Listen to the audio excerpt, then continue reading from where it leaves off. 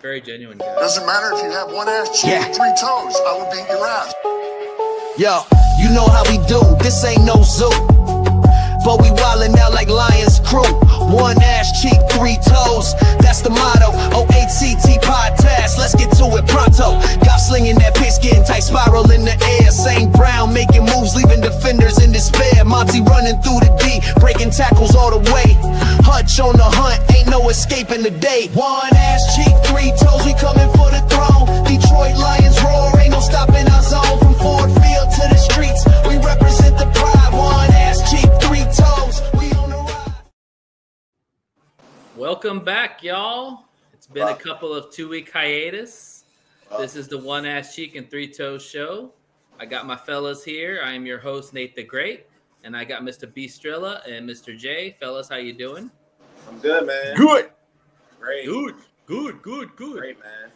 I think I saw the update. It is officially 5 Sundays from the NFL season. I think, is that correct? 5 Sundays. The drought's over, fellas. Great. We have survived. Congratulations.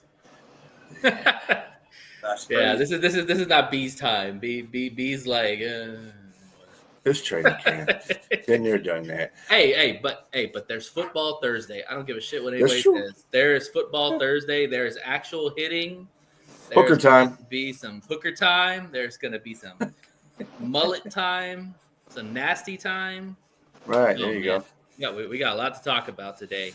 A lot of time. Fellas, it's great to see y'all. Right? I know it's like grasping at those straws through the season, man. Just trying to make it through to the full season. But anyways, it's great to see y'all. We got a lot to talk about today, so we're just gonna dive into it.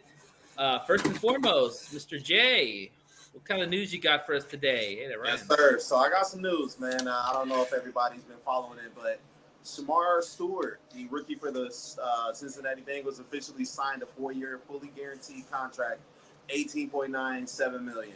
I just want to know, do you think the Bengals are making a mistake with this kid? I just got to ask y'all to know. Go ahead, B. I'll let you go first. I mean, you drafted him, so obviously you like some qualities about him. I don't think that ball should be in that part of the court. I think it should be in Shamar Stewart's court. You up here, you did all this hooping and hollering through the first part of your, first week of your training camp and held out because of your contract stipulations, which, okay, I understand to a degree.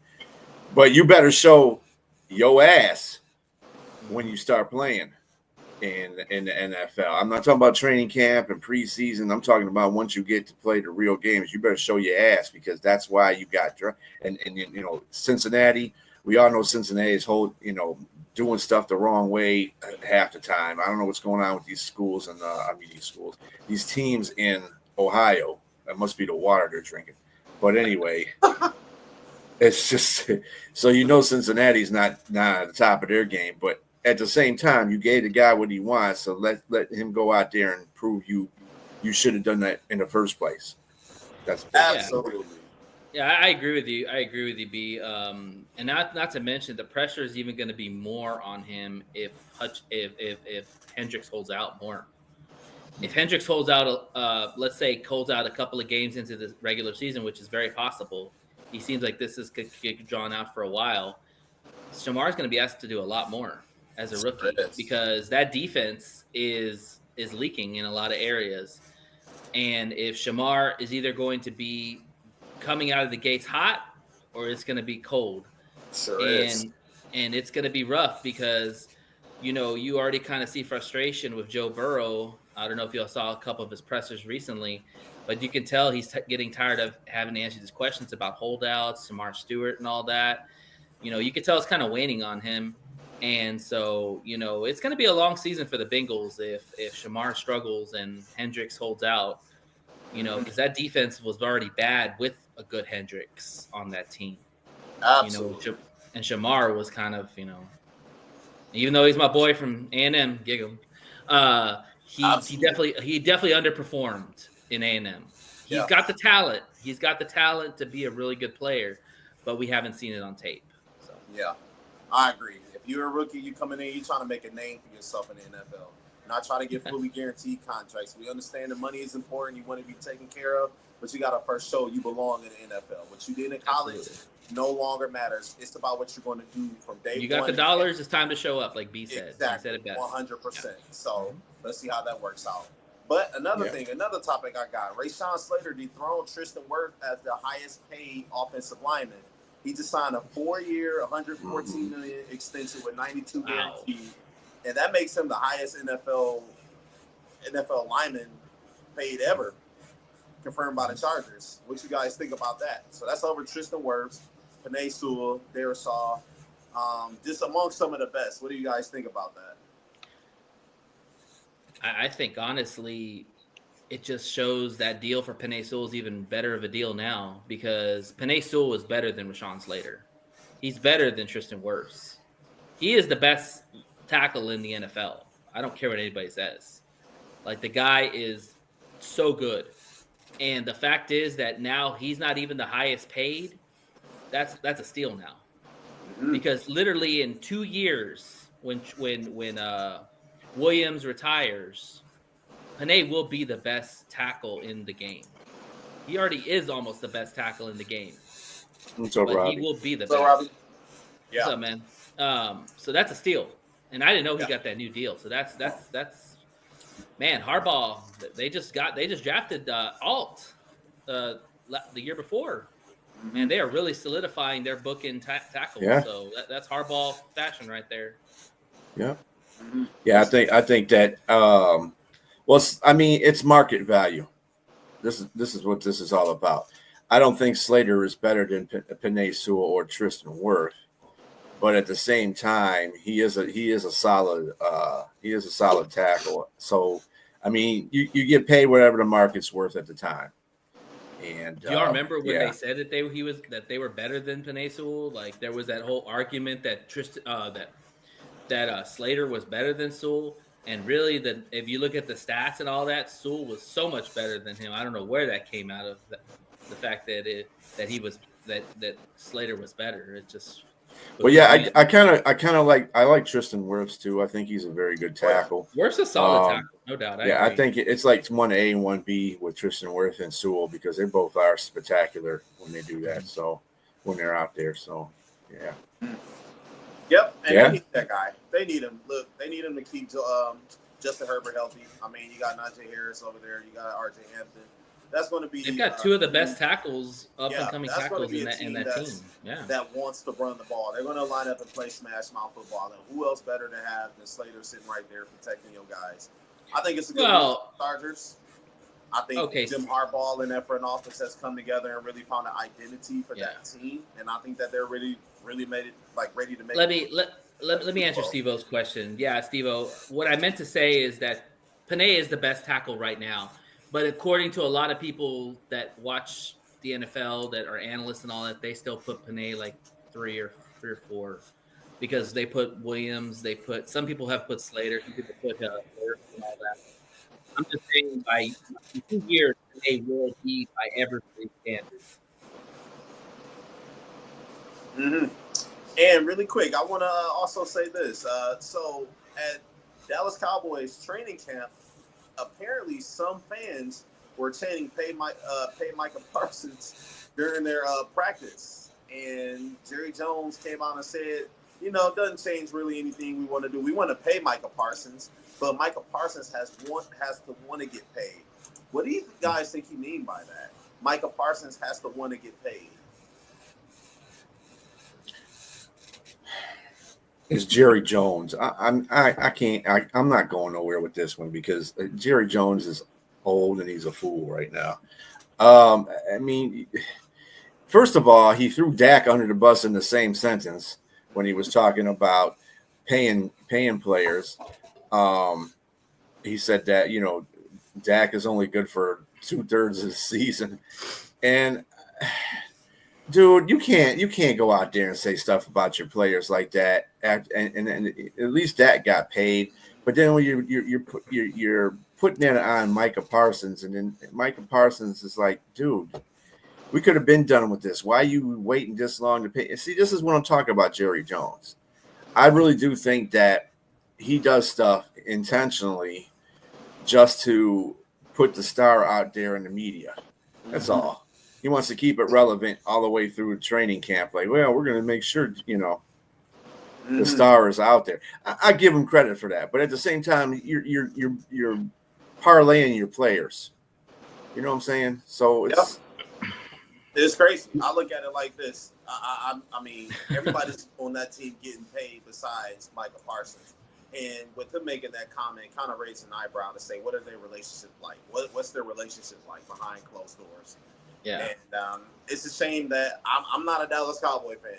Let's put it out there. But it's a shame that they went from America's team to America's worst nightmare. It's just like, you bring them up. It's America's team to hate. It's like diarrhea, man. Like every time you hear the Dallas Cowboys and Jerry Jones talk, it's like diarrhea. So, I mean, hey, best of luck to Micah Parsons. Hopefully he gets paid and hopefully he can get out on the football field and perform like he can. Mm-hmm. But to piggyback on what B said, I heard the best quote about Jerry Jones from Adam Schefter, NFL Insider. He says he compares him to Barnum and I get his name right. B.T. Barnum, the guy from Barnum and Bailey. Yeah. And I totally agree with you, or agree with what he said, because Barnum and Bailey was the guy who created the circus. And the circus is about marketing, putting things out there of unusual whatever. And that's what Jerry Jones is. Jerry Jones is a circus ringmaster. And he wants his team out in the open, everybody talking about the Cowboys. Like when he made that comment about how, he regretted paying Dak because Dak got hurt, and he was going to be not sure if he wants to pay Micah the same way because of what happened with Dak. That pretty much was big news on talk radio for the whole week. Like he gave him headlines to talk about. And the thing is with Micah, like he wants $40-something million a year. He wants to exceed what TJ Watt is getting paid now. Mm-hmm. And I've gone on record and said this many a times, I would trade Micah Parsons because I don't think that you can afford to pay your quarterback top dollar, your receivers top dollar, and you're in a division where you're the third best team right now. Like you've got to get more draft picks. You got to get more talent on that team. And to pay Micah, you still might be the third best team in that conference, in that division.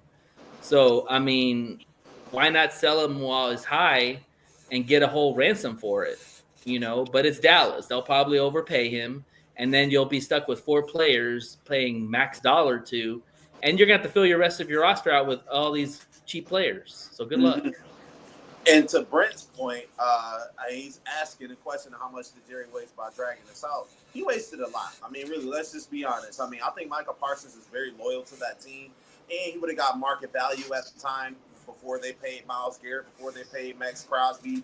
And, I mean, I really think that he's going to be amongst the highest – he's going to be the highest paid edge rusher in the league because that's what he's going to want. That's what he's going to want to demand. And the longer you wait, the more the price is going to go up. And it's easier to get it out of the way before training camp, before the season starts, because if you remember last year when Dak got his extension, it was at the beginning, middle of the season, and he got that contract extension, then went out and got hurt. You don't want any distractions out there. You don't want any murmurs, any distractions out there. And I think it's just hard to pick him now. But this is Dallas. I mean, we're talking about Dallas. Go ahead, B.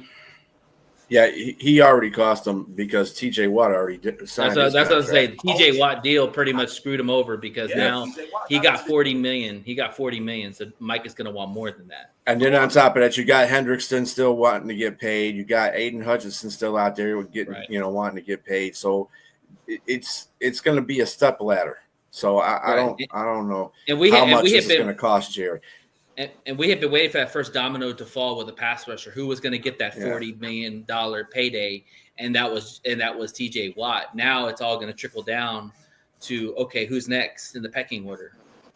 Yeah, I had this talk with Michael Tipton on his show, and he thinks that Jerry's going to pay whatever anyway because he's just Jerry Jones. But I'm saying, is that a lucrative businessman move, though? No. I mean, wouldn't you want to keep your costs low for your operation?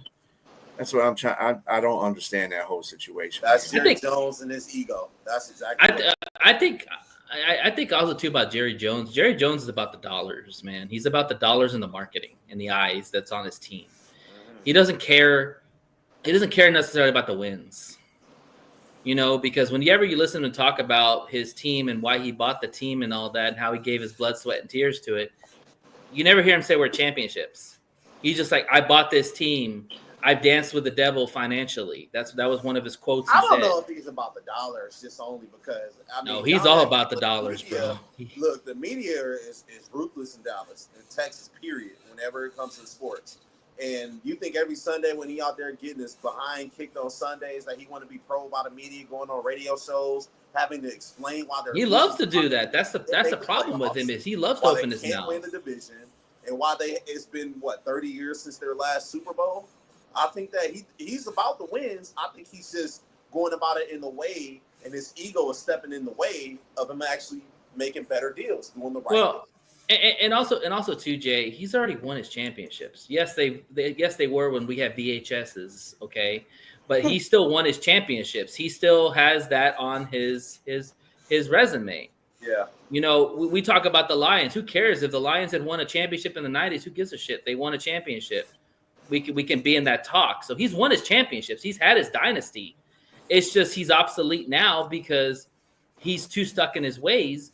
And the reality is that his business does not work in today's modern NFL, period. No, you're right. You know, he's actually becoming like William Clay Ford was. He don't care about wins and losses, putting asses in the seats. That's all he cares about. Exactly. Yeah, he's all about the marketing, the dollars. Exactly. Absolutely. He cares more about his brand. He cares more about his brand. That's what he cares about. So I'm going to close it out with this, fellas. We spent a lot of time on the news, but we officially have 4 days left until the Hall of Fame game. Now, I know it's just a little preseason game. We won't see much, but it gives us a sense that football is back, right? So what do you guys want to see from the game? What are some of your expectations of the game? Give me some of your expectations. Go ahead, B. I would say just no injuries. Yeah, that's the first one. Yeah, health first and foremost. Absolutely. Number one, man. Yes. No injuries, man. I agree. You know, I just want to see a Lions team, and I know these are the backup guys, but some of those players that's going to play Thursday, they will be on the team. Some of those players will be on the team. I want to see how good they are. I want to see what you got. You know, I think Dan Campbell said it best in one of his pressers. He's like, hey, if you coming in here as an undrafted rookie or somebody we picked up in free agency, we want to see how you do. Even if it's special teams. If you can play there, you got a spot on this team. So I just want to see good football, man. I missed it so much. It's been so long. Yeah. I would add to that. For me, I want to see both lines. I want to see the offensive line. I want to see the defensive line. I want to see getting pressure. I want to see protecting the quarterback. I want to see our quarterbacks fighting for backup positions with Kyle Allen and Hooker. And I want to see our rookies. According to Dan, our rookies are going to play in the game, which is great. I want to see those rookies really kick some ass. Yeah. I've seen the hammer. Yeah, the big hammer. Yeah, Hassan absolutely. Hammer. I heard he's imitating Aiden Hutchinson quite a bit. So imitating is a light word. I think he's stalking Aiden Hutchinson. It really sounds like he's probably got one of those little plush dolls with Aiden Hutchinson's picture on it. If he could be half of Aiden Hutchinson, that'd be a win for the Lions. Well, that's a hell of a guy to follow. Just like Amon-Ra, J-Mo follows Amon-Ra. You know, Lovett follows Amon-Ra. Like I like it. I guess the hammer is going to be his name, but I like the assassin. Sorry, that's just me. Hey, I like that. The assassin. The assassin, the hammer. Either way, it's going to be fun. What's going on? Hey, Sonia. All right. Well, on that note. That's it. Yeah. They sound even out. He ain't shit. Well, considering what their wide receiver room is right now for San Francisco, they got Juwan Jennings and Pearsall. Well, Pearsall just came off the pup. He just said that, but they got Ayuk. They don't know what timeline. Well, they got Ayuk. I forgot Ayuk. Yeah, and Juwan Jennings. We don't know what's going on with him either. He could have some game. That's not a bad little spot for him to land. Mm-hmm. All right, Jay. Well, thank you for that. We're gonna go ahead and hop into training camp, y'all. I mean, Jay kind of highlighted. Oh, there it is. Wait, Justin Jefferson today, or Justin no, Jefferson or JJ Juwan Jennings. Juwan Jennings. He's been practicing. Yo, you gotta specify that, bro. You gotta specify that. Yeah, JJ about to have a heart attack. Assassin. Yeah. All right. Well, y'all, training camp is here, like Jay said. We're 4 days away from the Hall of Fame game. Our boys have been in pads, literally tearing each other's heads off before pads. Real quick, just tell me, y'all played football. Tell me, like, what's the mentality like to get into pads for the first time in the season? Man, to me, it's like a sense of like, just like, man, like you get adrenaline. Like for me, I got an adrenaline rush. I couldn't wait to get out there and play. I couldn't wait to hit. I just felt like myself again. I felt like that I was that animal that I wanted to be all year that I wasn't. That's what it felt like for me. What about you, B? I think it's good for them, to stop playing in their pajamas, and actually get paid. Because when you put your pads on, when you put some pads on, it's not really about all that. It's always this is what your true self is when you're out in the field. When you're in your pajamas, you can move freer. Yeah, you can swing a little freer. You know what I'm saying? But when you got pads on. When you got pads on, keep them in hold. It slows you down. It slows you down a little bit, or whatever it does. It makes you a bigger presence, or it makes you brings you back down to the life size. Yeah. For NFL play, and that's when you know what your true self is when you're out there playing in pads. Other than that, I mean, again, it's training camp. So it's just like this whole thing we have about quarterbacks throwing interceptions and stuff.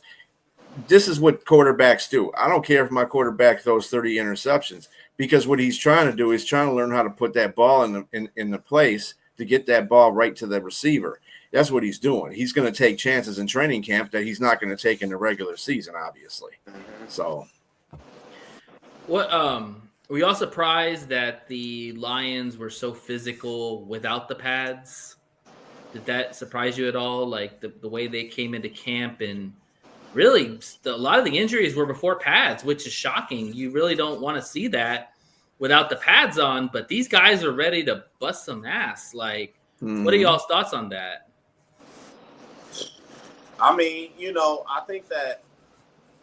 I do think that sometimes when we see the injuries that you see somebody say, hey, my calf may be a little sore, or my ankle is a little bit sore. I do think that quite often the injuries get exaggerated. I think the injuries, and we are so prone to think that when we see injury that we're like, oh my God, worst case scenario. It doesn't necessarily have to be that way. I think that it's just soreness that you see from running, kind of moving like you are in pads and just kind of getting the feel for it again. I kind of think the injuries are a little bit exaggerated, but I mean, now if you see somebody getting carted off the field, or hey, they didn't come out of the locker room, then you could worry a little bit. But other than that, I mean, if somebody stubbed their toe or twisted an ankle or something like that, man, I'm not too worried. Let me tell you something. A lot of these injuries are occurred because a lot of these players, and I'm just going to say, a lot of these players do not do their off-season workouts. They're lazy as F about that. And they need to stop doing that, because this is where a lot of injuries occur. When you play football, professional football, you have to be on your game 24/7, 365 days. You can't take vacations. In fact, I remember I watched a show, I think it was on quarterbacks, actually. One of the quarterbacks, I think it was Joe Burrow, saying that you can't take a day off. You can't go out and go to Costa Rica or something like that and take a day. You got to keep playing, and you got to keep that mentality up of working out and getting your body fit and everything like that, because the season is long, first of all, and then you just got to keep your body fit. And a lot of these football players don't do that. And not only that, too, B. I think that you do see players step away from the game, but it's usually right after the season's over. Think so. You know, like that's the part where they go with their family, they get away from football, they escape. But when they get back from that trip or wherever they are, that's when they start training again. Because you're right, when you're a professional athlete, you have to be training all the time. Like you've got to be eating well. You can't just show up to camp and say, "Oh, I'm going to start losing weight." No, it doesn't work that way. Yeah. You have to develop these good habits during the off season and leads into the regular season, you know, and I do think that is a big issue because, you know, everybody wants to blame the staff and what's going on with strength and conditioning coaches. It's not their responsibility to get you in shape when they're not around. It's your ass's responsibility to get in the gym, eat well, exercise, work out your legs, all that stuff to get ready for football. Simple as that. Dan Campbell has alluded to that a couple of times in his presser. If you ever read between the lines of what he's talking about, he says some guys come here in shape, and he goes, and there's other guys, you know, they don't come in here in the greatest shape. That's because they haven't done their off-season workouts or anything like that. They just come in there, they take the 3 months off, and they get back in there, and it's like, oh, okay, I'm gonna go back into it. You can't do that. Your body is programmed a certain way when you do that. When you're in the NFL, your body is programmed to keep going. Look at Tom Brady. Perfect example. Look at Tom Brady. Yep. Yeah. I mean, he was talking about cutting certain things out of his diet as he got older and how it made him feel better. He actually, if you look at when he first ran the 40 in the combine, when he first got drafted, he was faster at age 43, 44 than he was when he was 21, 22 years old. Yeah. You know, and it all is a part of he carry yourself throughout the off. He's addicted to working out. He's addicted to being great. You know, people want to give LeBron a lot of shit, but LeBron is addicted to being great and working out year in, year out. That's why he can play 22 seasons, you know. Absolutely. But even look at our players that are in house. I mean, J-Mo looks a lot bigger. Like he doesn't look like the skin bean that he looked like when he first got drafted. He looks a little bit more bigger. Jack looks stacked. I mean, Aiden looks a lot bigger too. Like these dudes that really want to be great at what they do, they're coming into camp ready to go. They're beefed up. They're ready to hit somebody, you know. And I think for the most part, I think most of the Lions have all came in pretty good shape. I really haven't heard anybody that doesn't look in shape. I don't know. Well, I'm not talking about in shape. This is how injuries occur, though, when you don't do your off-season workouts. And if you don't do your off-season workouts, you're more prone to being injured, even if you're in your pajamas. You know what I'm saying? Making simple cuts. It's kind of like watching Amon St. Brown. Amon St. Brown had some major surgery done on his leg. He had some knee cleanups. Knee cleanups and stuff like that. But he's been out there. Aiden Hutchinson, who, I mean – He went out with that that leg injury. He's been working out every day. Jared Goff does that every day too. He's another one. Your star player should be setting the example for you. Penei Sewell. I mean, none of these players are getting hurt. You don't see them getting hurt at all. Let me play devil's advocate for a sec. Like guy like Aiden, who is coming off a very gruesome injury, broke his freaking leg. Is there a sense of overworking yourself? Or do you think that he has that mentality to know that, hey, I probably could go another rep, but it's probably best that I don't because it's a long season, like you said. And, you know, you're going to have situations where people are going to roll up on you. They're going to come up on you. Like, is it wise to be a little bit more cautious in training camp? Or do you think, like, if you're good to go, it's balls to the wall? Like pre-injury, who gives a fuck? Balls to the wall. And why I'm going to say that in Aiden Hutchinson's perspective is because, one, his dad is a orthopedic surgeon, so he knows the limitations of what his sons, can and can't do. And on top of that, he had an injury that literally, it was like a freak accident, right? No, it was a clean break cartilage, too. No ligament damage, no anything. It was just like a clean break, and bones can heal. So in fact, that leg may be a little bit more stronger than what it was before. He's alluded to that. He said that he thinks he's stronger than he was pre-injury, which is crazy to think that. So, with that being said, I mean, go out there, balls to the wall. I mean, he was sitting on the couch for 6 months. He's eager to get out there and show what he wants. it'll be no reward, especially as an athlete. I know B can relate to this as well. Especially as an athlete, there's no reward by setting limitations on yourself because you're scared, right? Mm-hmm. Especially a guy like Hutchinson. He could die on that field. I mean, pray to God he don't, but he would die on that field if he has to.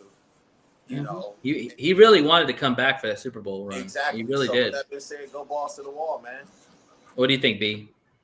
Yeah, I agree with Jay. I mean, you got to. As long as you're taking care of your body, you need to put it all on the line because you got to do that to go to the ultimate prize, which is the Super Bowl. And I know every team in the NFL, their destination is the Super Bowl. That's where they want to be at the end of the year. But in reality, only 30. One team out of 32 is going to be the Super Bowl winner. Exactly. So, and I mean, I think the Lions are in very good position in the last 2 years at least, to be in that position to get to the Super Bowl. Just hasn't happened for them. But I mean, they're always hungry. As long as they stay hungry, they stay focused, they stay fit. We get the injury bug out of the defense. We'll be fine. Mm-hmm. And I mean, like I agree. Said, balls to the wall. Period. All right. Period. Y'all have seen a myriad of videos I've sent y'all of all the players. So I'm sure you've watched a lot of clips that they've shown in the training camp. I know to be chagrin, but like, what are y'all takes, or what caught your ear or caught your eye that you've seen so far of training camp? I'm gonna say, my bad. You gonna go B? Either one. No, you can go ahead because I'm gathering my thoughts. I'm gonna say right now, it's Isaac TRILLA.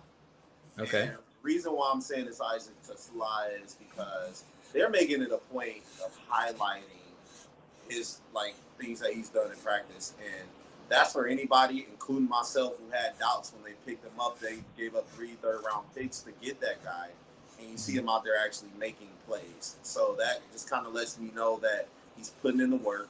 Dan Campbell is very high on that guy, coaching staff. So that was one thing that caught my eye.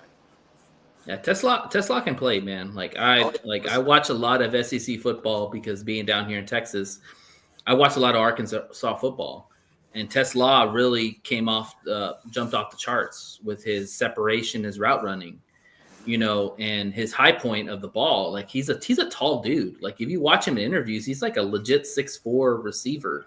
Like I definitely think that he will be Tim Patrick's replacement whenever Tim Patrick's, if they want to bring him back next year or not, depending on how he does well this year, he's going to be that big body receiver, that X receiver that they've been wanting for a long time.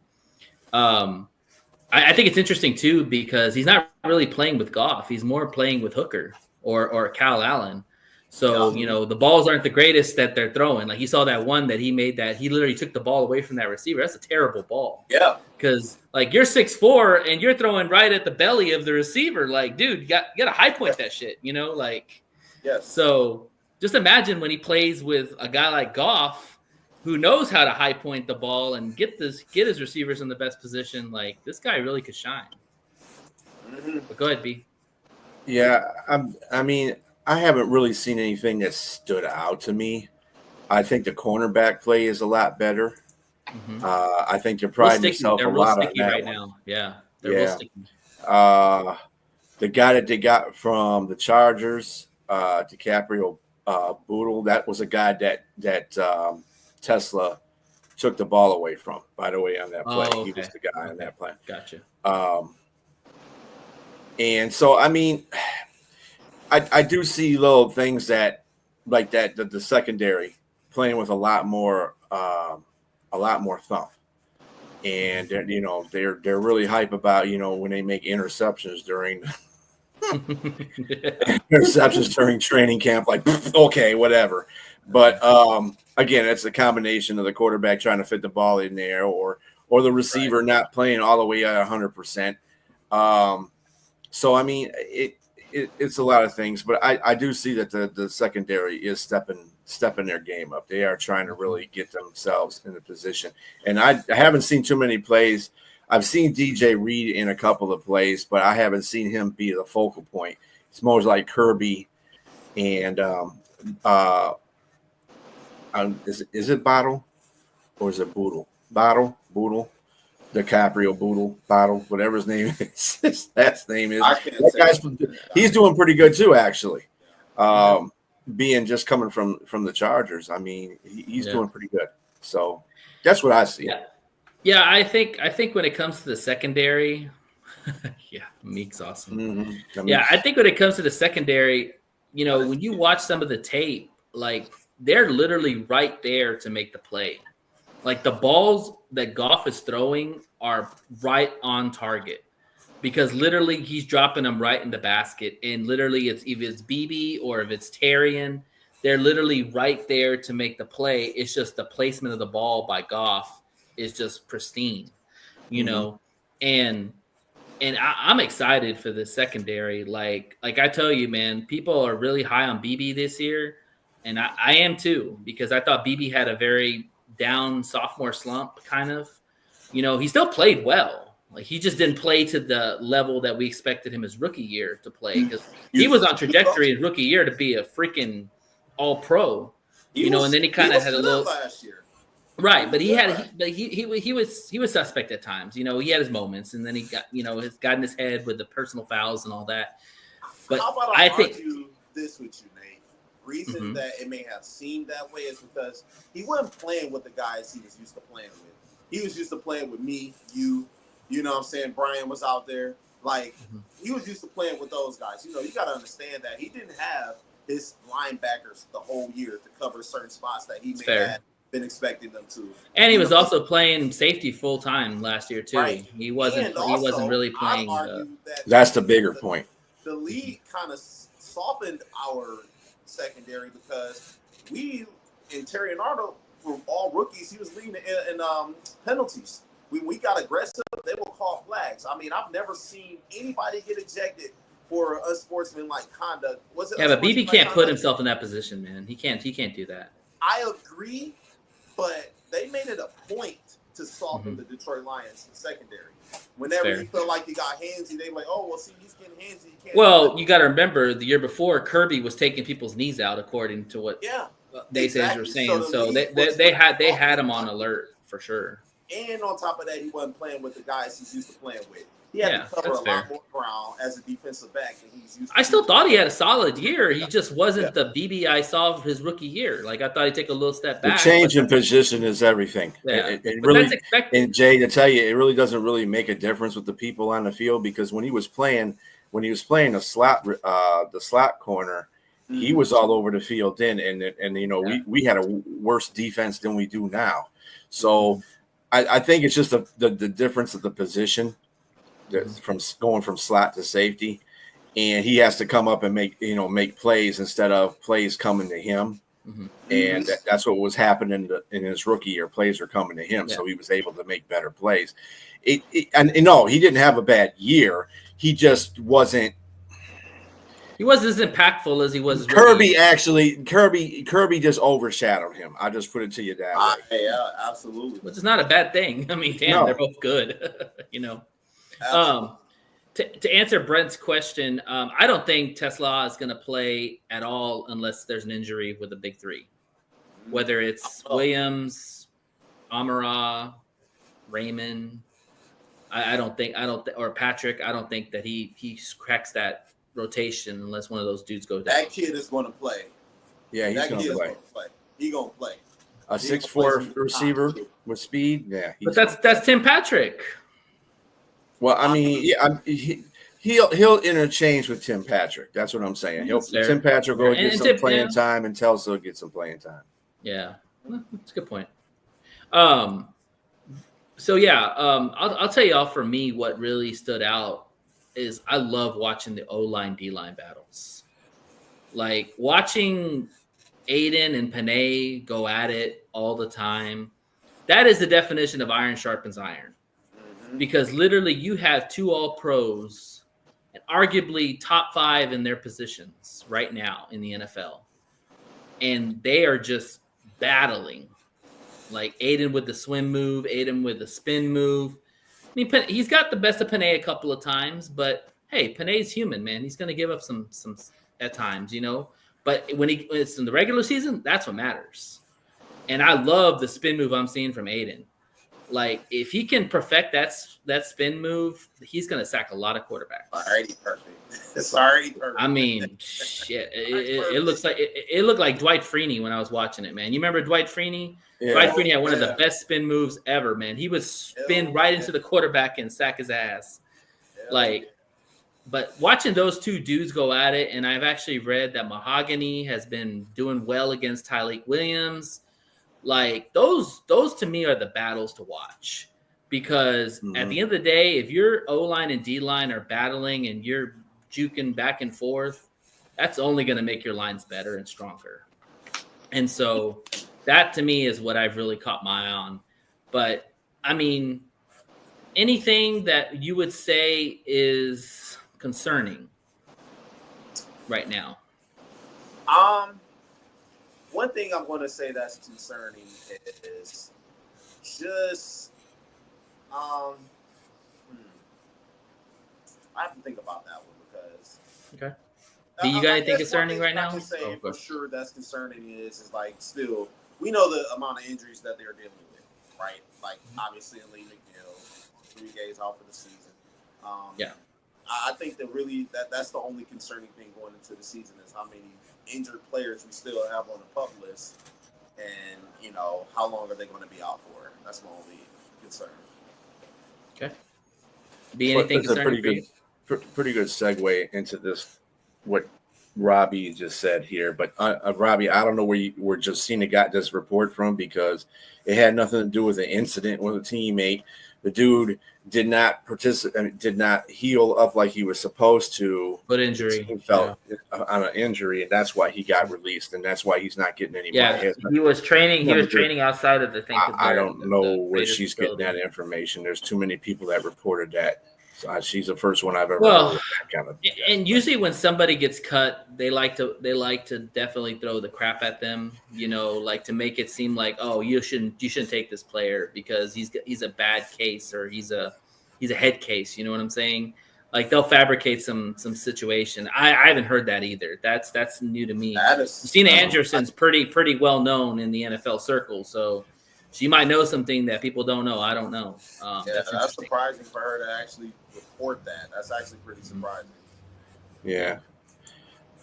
And, yeah, that would be cool. I mean, I really do think the Lions need to make a move to add somebody to the roster, defensive tackle or defensive end, either one. I don't care because I don't think there's enough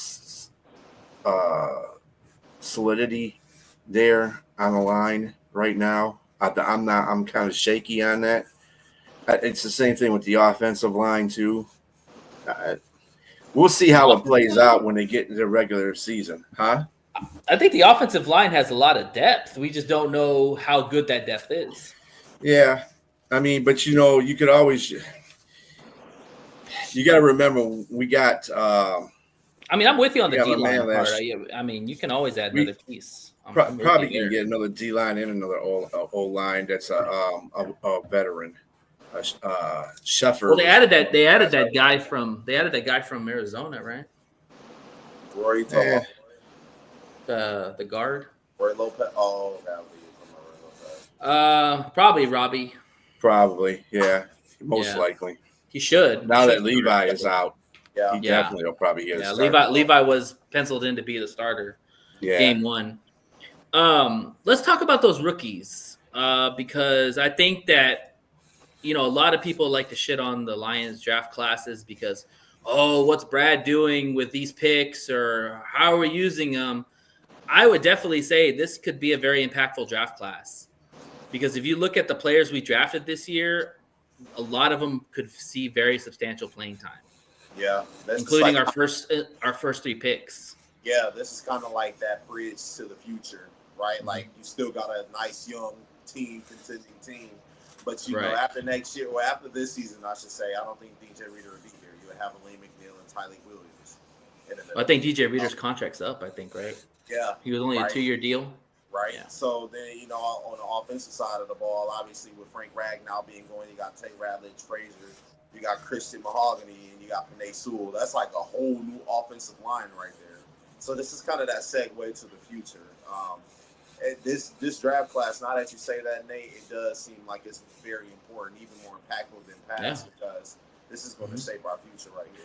Let me ask y'all, out of all the rookies that we drafted this past class, who do you think is going to be the most impactful this year for us? I got mine. Go ahead. Isaac Tesla. Really? Wow. Look, listen, on BetMGM, he's plus 12,000 to win Rookie of the Year, man. Watch you better put your money down now. Watch, man. I'm telling you, I don't want to sound crazy, but I really think Isaac Tesla is going to get a lot of playing time this season. I really think he's going to. I was like, who's Rat? I got Tate. Yeah, Tate. The mullet. You got to call him the mullet. At first, I'm like, the Rat, mullet. But it just clicked. Radledge, okay. I'm going to say this about Tesla. Like, the Lions have not had a really big body receiver that's been, like, really skilled. Like, we've had, like, the DJ Charks. We've had the Tim Patricks. But they come with limitations. With Tesla, he is an athletic man, and he's tall. He's 6'4". He's tall. Yeah, and my only thing with Tesla is if he can get separation in the NFL, he's going to be a damn good receiver. Because that is the main thing that I worry about with him. Because in college, everybody looks good getting separation because you're going against guys that probably aren't going to play in the NFL. But when you're in the NFL, you're playing against elite athletes. Can he get separation? That's what I'm going to watch in preseason, hint, hint, when we watch that game, is how he gets separation, even against some of the weaker players. Because if he can get separation against some of the weaker players, you know that there's hope that he can do it against some of the elite defenders. So that's going to be interesting to see. You know how I think they're going to use Tesla. I think they're going to use him from the 20 on in. When you getting in the red zone, you need a big body target. That's your guy right there. Sure. Whenever you use, we should use him. He's 6'4". He's 6'4", man. Use Tesla. Yeah. Dude, 6'4". That's a mammoth of a man. He's tall. B, who's gonna be the most impactful Lion from this draft class? Well, just to say something about Tesla. Oh yeah, sorry. Go ahead. Yeah. I don't think that being rookie of the year, that ain't gonna happen. There's a lot of people that not happening, buddy. Travis Hunter good on hope. there. It's a good hope, but it ain't gonna happen because first of all, there's a lot of good draftees out there that are first round draft picks that'll probably most likely win at 1. And 2, he's got to play a lot.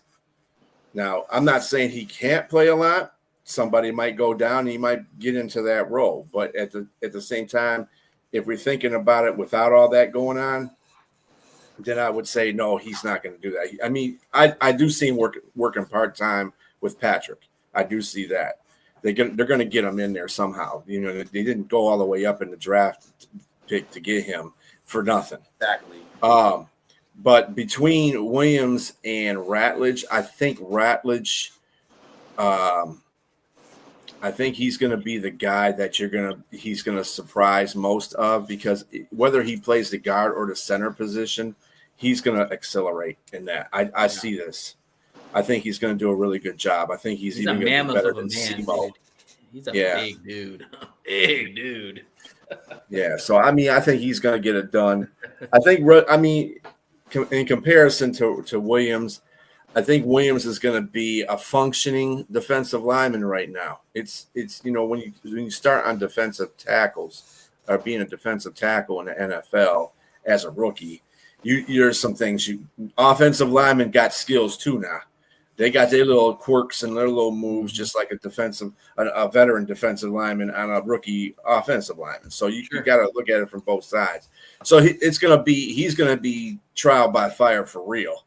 But I think Radledge has the skills to compete against veteran defensive linemen immediately. Yeah, Yeah, and I agree with you with the Tate, because I do think Tate's path to greatness is a lot easier than Williams is.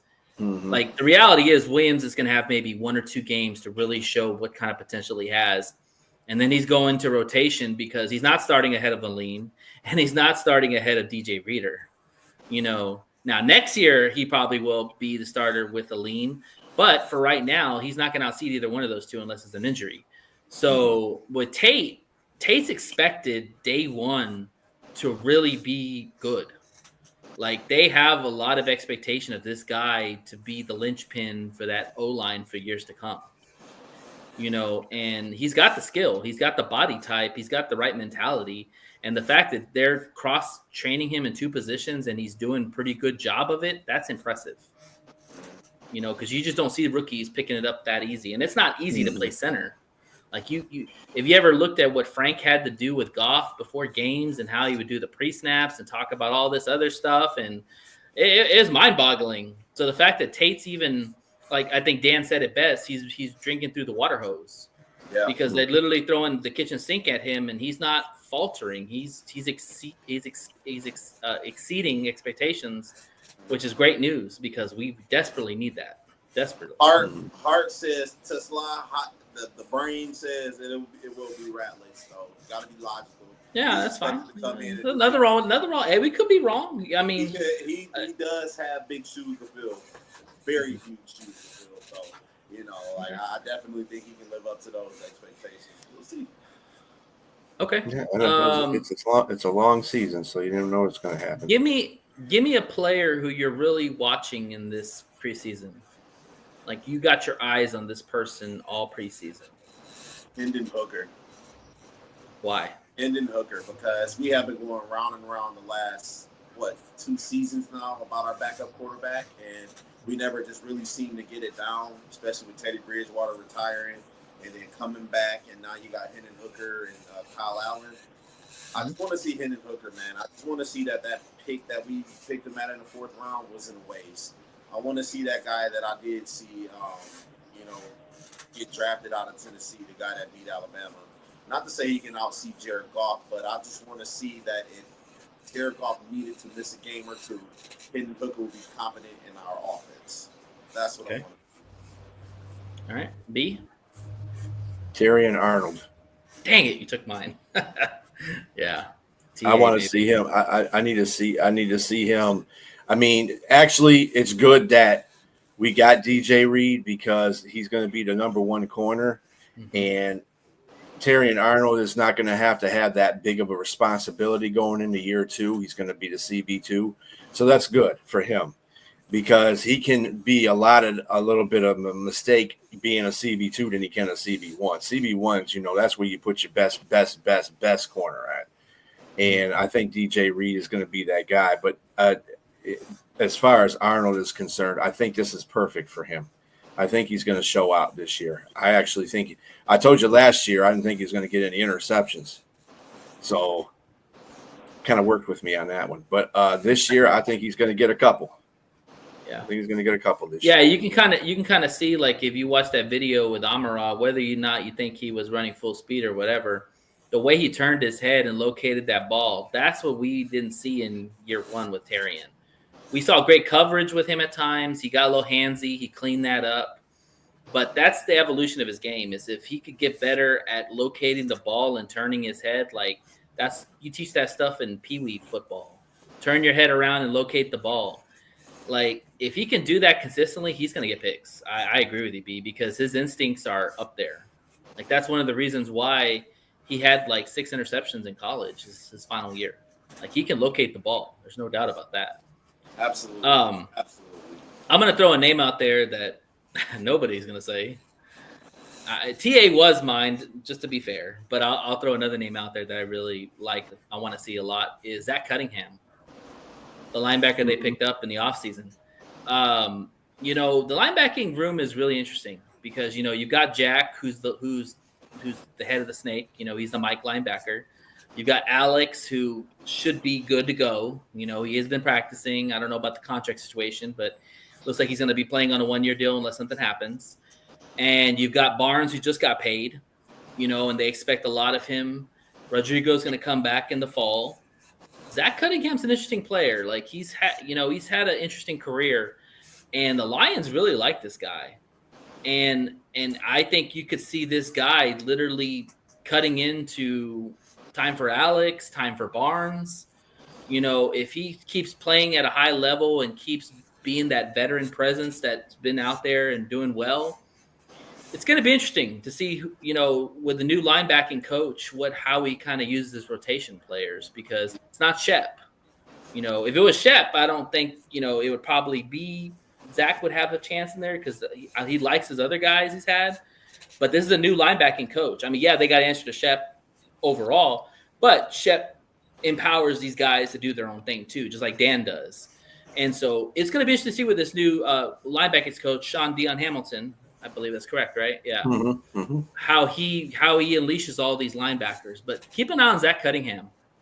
I really want to watch him throughout preseason and see how he runs the defense. I mean, obviously Jack's not going to play, more likely, so it's going to be Zach or probably will be Zach or Barnes. I don't even know if they'll throw Barnes up there. So probably it's going to be Zach that's going to be running most of the Mike defense. So be interesting to see what happens with this guy.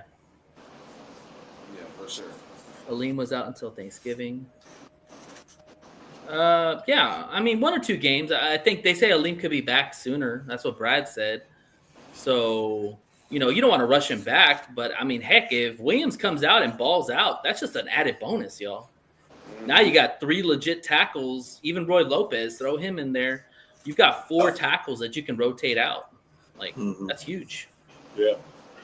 I think more what you were saying is that in 1 or 2 games we have to see if he can ball out.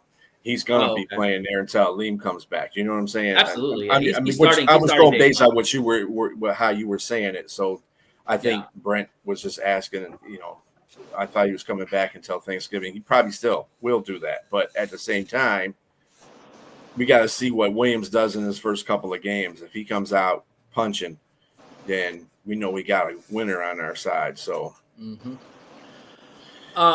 give me a player that you think is probably on the chopping block that you're going to be watching real closely to see if he's going to make it or if he's going to get cut. I can already think of one in my head. Yeah, just somebody you think that you really are going to watch and see if they. Ooh, okay. Love it. Love it. Okay, tell me why Pascal, B. Well, Pascal's been playing passe, so it's his time to shine. He needs to start getting in there because they, like I said, they need to find somebody that's comparative, not being Aiden Hutchinson, but being comparative to him on the other side.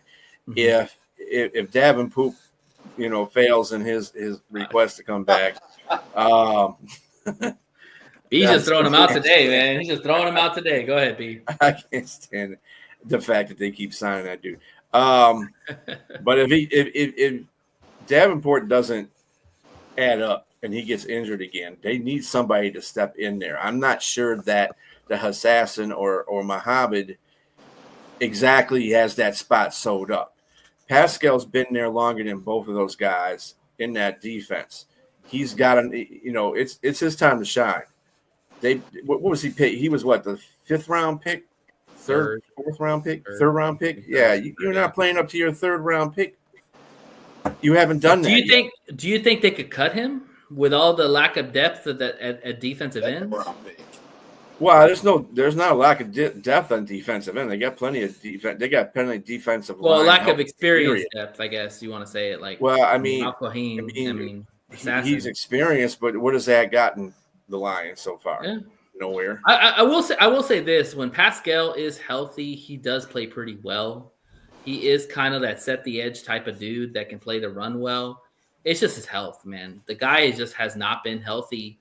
I mean, to be fair, he's dealt with cancer too. I mean, it also depends on the offense he's going against. He plays real good against weaker offenses, but he does not do good against big offenses. That's just something I see all the time. So you got to be consistent in that factor. If you anybody can play good, if you're playing a weaker offense, but if you're not playing a weaker offense, you got to step up. Okay. He ain't been doing that. Jay, you said love it. Love it. Reason being is because we got a lot of wide receivers. We do. It's going to be a lot of people he's competing with, and it has nothing to do with his ability. But I mean, 3-4 receivers we can name right now. We know are going to be on the team: is St. Brown, J-Mo, Raymond, and Tim Patrick, right? For sure. Yeah. Then you add in Tesla, and then you add in Lovett. Then I just don't know if he's going to be there. But we'll see. I think he got potential. He definitely has potential, and I heard things about him in practice, but I just don't know if he. I definitely think that he won't. I don't think he'll make the 5-6 best receivers we have in the 53 man. Yeah. I don't think they're going to carry 6. Practice squad, but I think he'll make practice squad. I mean, he's got potential, and I don't know who the receivers are right now in the practice squad. But I would definitely keep him because, he's a really guy. There's nobody on a practice squad right yet because they're in training camp. But they didn't keep anybody from the last year. I mean, everybody that was on the training. I mean, on the squad last year. Let's see. I guess they clean it up after every season. Yeah, they always keep. They got. TK is always there. TK is like the gift that keeps on giving, man. That guy reminds me of Zach Zinner. Anybody remember Dr. Z? Mm-hmm. Yeah. No, he kind of reminds me of that guy. Who's always going to be around, and if you need him in a pinch, he can actually play. Okay. Well, B's checking on that. I'm gonna say Sion Vaki. I like Sion Vaki. I think that he's got a lot of potential as a runner. Obviously, Netflix is right now the number 3 running back in the pecking order, but don't be surprised if Sion Vaki really shows something in preseason, because there's a new sheriff in town, and his name is Tashard Choice, and he's calling the shots now at the running back position. And Tashard Choice loves young running backs. I mean, he had that at UT and Georgia Tech. So watch out for Sion Vaki. And Dan even said himself in his presser that they want to expand his role. So what that means, I don't know. But I'm going to watch Sion Vaki because I remember in preseason last year, he ran pretty well. He ran through the tackles and ran pretty tough. So I think he'll definitely get a lot of burn this preseason if he's healthy and he's ready to go. Which I think he's going to do a good job this season too. I like Vaki. Yeah. So Vaki's the guy I'm going to be watching for.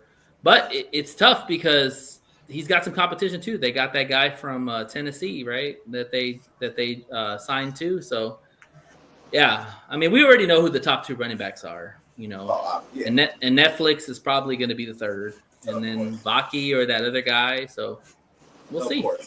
He could really ball out, or he could really not do well. What you got, B? Well, Tom Kennedy's on a reserve active practice squad list. Still there. Shit. But I mean, the receivers, you got to understand, it's just not Tesla, Williams, Brown. You got to remember Khalif is still there. Oh, yeah. Tim Patrick. Khalif, we got Jackson Meeks. We got Malik Taylor. Dominic. We got the guy from Michigan, too. Yeah, yep. And Ronnie Bell, yep. And Jacoby Kenny James is another receiver. He's a rookie. He's an undrafted rookie. So you got all those guys. Yeah. And Tom Kennedy is on this list, actually. Tom Kennedy is on a training camp list. So you got all those. There's a lot of receivers you got to go through and a lot of talent. Okay. I'm going to tell you right now, I kind of agree with Jay. But at the same time, I think this is last year for Tom Kennedy, if he even makes it. Did y'all ever see that meme? You ever see that meme of The Simpsons where a TK literally is getting thrown out of the bar and he turns around and he's in the bar again? Oh, yeah. I was like, Tom Kennedy, you talking about the big guy. That Mo's throw out of the bar and he's just like. Yeah, and he's like literally turns around and he's right there behind Mo. Yeah, that's TK for you. Panthers running back, we brought in more. Oh, are you talking about Toa? They didn't bring him in. They just worked him out. If that's what he's talking about. Yeah. Yeah, they worked him out. He didn't make their training camp roster, Brent. Well, I think he's I don't know talking if about. well, it can't be Jabari Small because he's a scat back and he's from Tennessee. He's got to be talking about Toa because that's the unless Michigan it's Panther Kyle. quarterback. Unless it's Kyle Robichaud. He's he's a rookie, so no, it can't be him either. We don't have. Brent, who are any you talking quarterbacks. about? Explain yourself, sir. Explain yourself. We don't have any All right. I know this is stupid, but we're going to wrap up the training camp preview with predictions. We play 4 games in preseason starting on Thursday. What's our record at the end of preseason? 2-2? Okay. B? IDK. I know you don't give a shit. but Actually, I don't care. Yeah, I don't care. Just give me a number. Just give me a number. Humor the 2-2. I think the All first right, and the last game. All right, I'm gonna say 0-4. Yeah, Toa. That's what I was talking about. He's talking about Toa. Yeah. Toa. Yeah. Toa. Dang it, Nate. Yeah, Hooker's gonna hook it up in a bad way. He better. He better do something. Yeah, I do think Hooker, man. If he struggles in preseason, he's done. Yeah, man. Like Kyle Allen will take that starting spot. Yeah, I think people are underestimating or backup that. spot. And I think the reason why that Dan Campbell and Brad Holmes drafted him is because they had high hopes for him. Now, if they don't have any use for him and you use the 4th round draft pick on him, I don't think they're going to just keep you around and keep you on the roster knowing that you aren't able to fulfill what they need, right? I just don't see it happening, man. He better straight up. You know, I don't buy into conspiracy theories, but I really do think that Hooker was drafted for leverage in case the Goff talks fell apart. I don't really think that they bought into a 27-year-old quarterback to be a starter. It's possible, you know, but Dan Campbell and Brad Holmes are very transparent. They will let you know up front, you know, and sure. I think that Jared Goff and Brad Holmes, the whole front staff, I should just say, addressed them that way. I think they were in talks. I think they just drafted him because they know they needed a backup quarterback. You know, if Jared Goff was like the Iron Man, he hadn't missed a game in 3 seasons. So it's like they needed that. That's fair, but you don't take a backup quarterback at 3 in the 3rd round. But that's just my opinion. But we'll see. Well, I mean, that's what he fell to because of his injury. Sure, remember that he would have been a top 15 pick. Yeah, absolutely, first round draft pick. But I think the writing's on a wall when we saw the playoff game when Goff went out and Bridgewater went in. That told me everything I need to know about Hooker and how confidence factor that they had in him. Exactly. And, I tell you what, if Kyle Allen beats Hooker out of that, we're gonna have big trouble at a backup quarterback position because Kyle Allen is crap. He is not a very good backup quarterback at all. So, well, to add to that point, they didn't even trust Teddy Bridgewater to throw the ball. They just handed the ball off to J-Mo, and J-Mo ran for an 80-yard touchdown. True. Oh yeah, but I get it. I get what you're saying.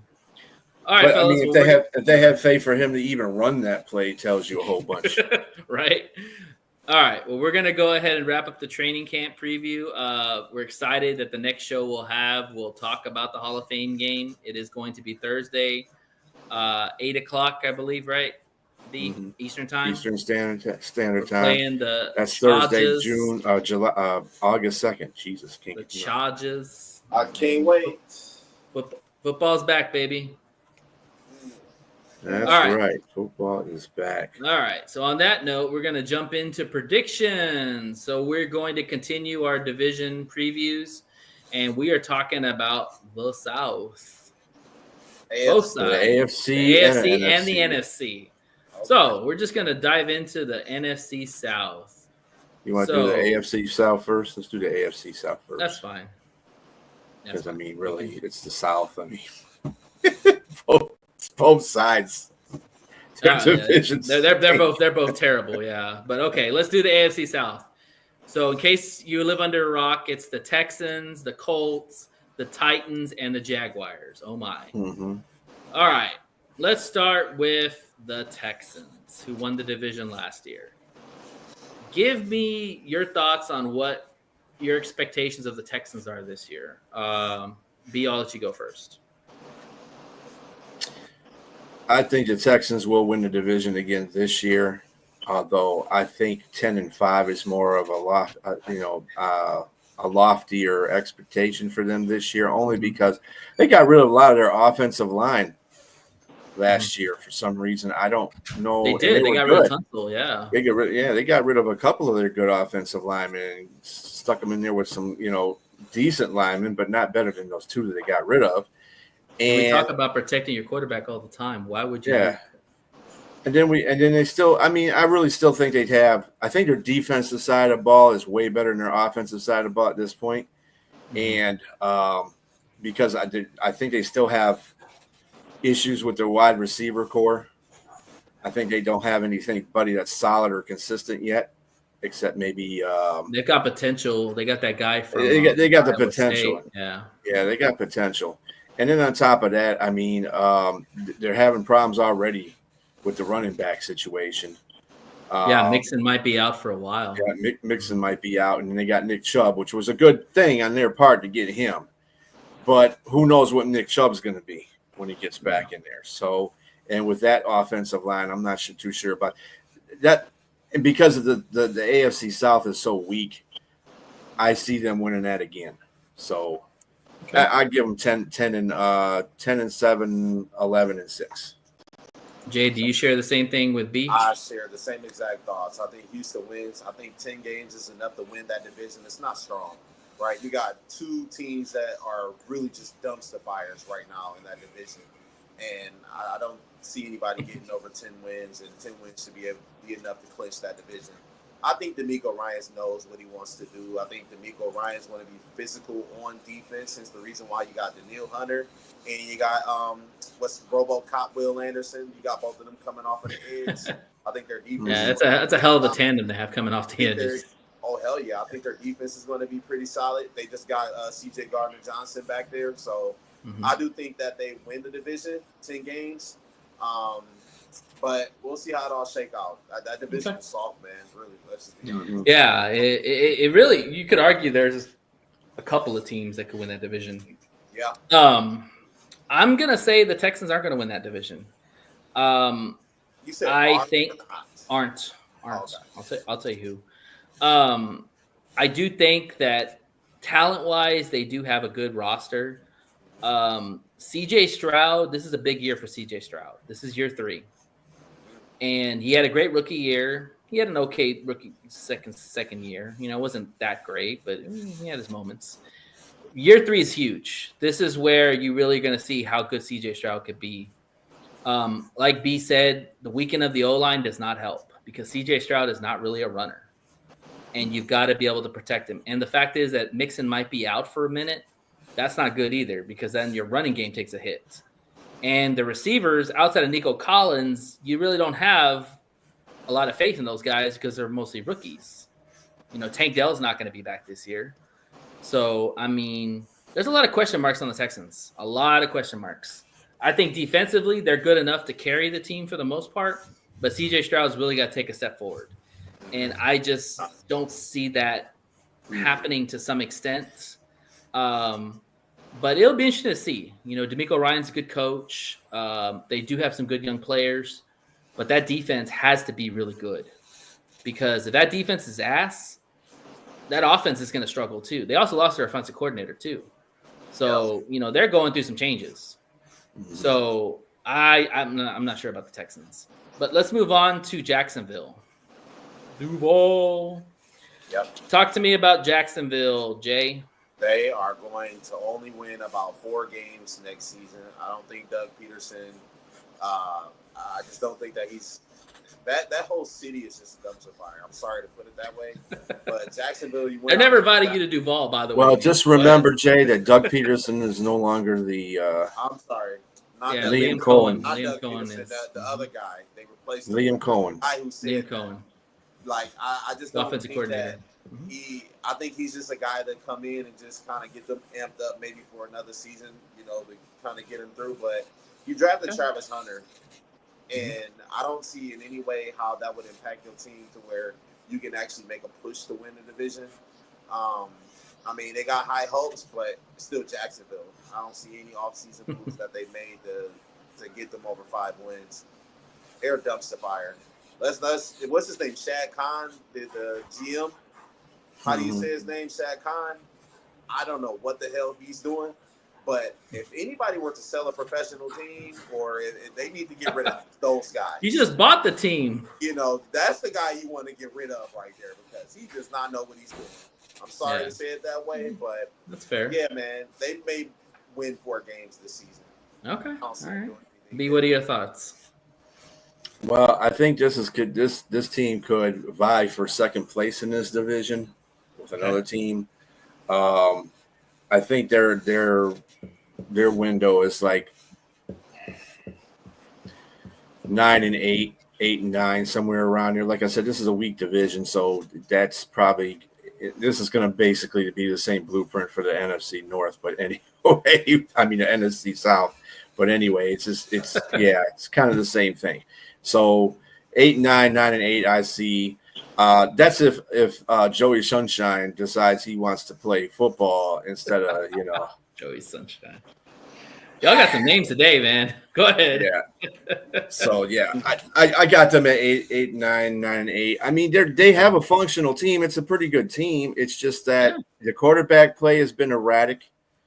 They don't really have a great run game. I hope Cohen comes from a good lineage of coaches, a coaching tree. He comes from Tampa Bay. Came from Tampa Bay, so he should be fine. As far as the offensive coordinator is concerned, or as far as the head coach is concerned, because they'll put a lot more offense in there. So we'll see how that works out. I can't because he's a first-year coach. You can't really gauge anything off that. So it's all up to Lawrence, though. If Lawrence can't get it done, that team is decimated. Dude, really quick. The coach came in with the lane presser with the whole Duval thing. I mean, dude, that seems so forced. He just looking like, man, I just got paid. That was the look on his face, like he just got paid and he know he about to dwindle that team. Yeah. Well, I don't share this. I don't share the same perspective y'all do. I actually have the Jags winning the division, and I'll tell you why. Because B's right. This is a huge year for Trevor Lawrence. Like number 1 pick. He's had his moments where he's looked really, really good, and he's had his moments where he's looked complete ass. Like, I think getting Liam Cohen was a huge get for the Jacksonville Jaguars, and I'll tell you why. If Liam Cohen can turn around Baker Mayfield, you sure as hell can turn around Trevor Lawrence, who's more talented. And what did you do to help Trevor Lawrence? Like everybody else does, add a weapon in Travis Hunter, along with Brandon Thomas, who balled out last year. You've got a decent O-line. You've got some decent running backs. I really think that this Jacksonville Jaguar team will take a step forward this year. And just from an offensive standpoint, they're going to be better than the Texans because we just talked about the Texans' woes. They might be out there running back. They only have one receiver really that they can rely on right now. Their O-line shaky. CJ's entering his 3rd year. We don't know what he's going to be in 3 years. Trevor Lawrence, you've got to get it this year, dude. If you don't, he might very well be out of the league in a couple of years. That's the reality. Or a backup. Or a backup. Yeah.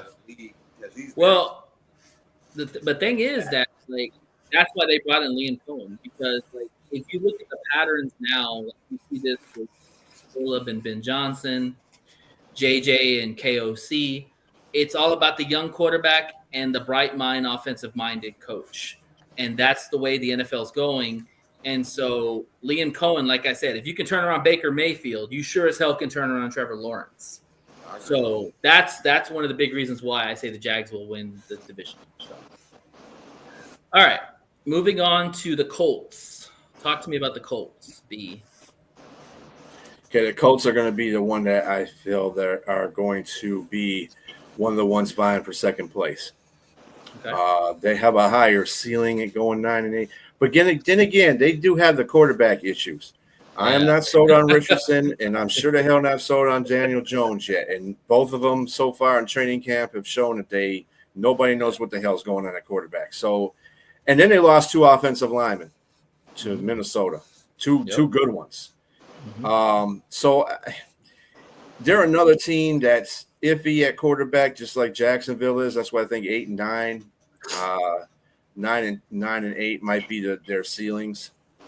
So I mean, their defense is kind of stable, but their offense is just the quarterback position's killing it the whole The time. offense is not that good. Period. It really Well, is. I mean, the quarterback play in general. I mean, either one of those quarterbacks, whoever steps up, they really got to, for them to be 9 and 8, in my opinion, to tell you the truth, their quarterbacks really got to step up to get to that point. Okay, Jay, what you think? I think they win about 6 or 7 games. They probably finish 3rd place. How are you going to say Jacksonville is a dumpster fire and the Colts are 6 games? Well, I think that the Colts still do have some talent on their team, and they play their division very hard. So I do think that they have that potential. But with the passing of Jim Irsay, Jim Irsay ran everything. He put the right people in place, and he's not there to do that anymore.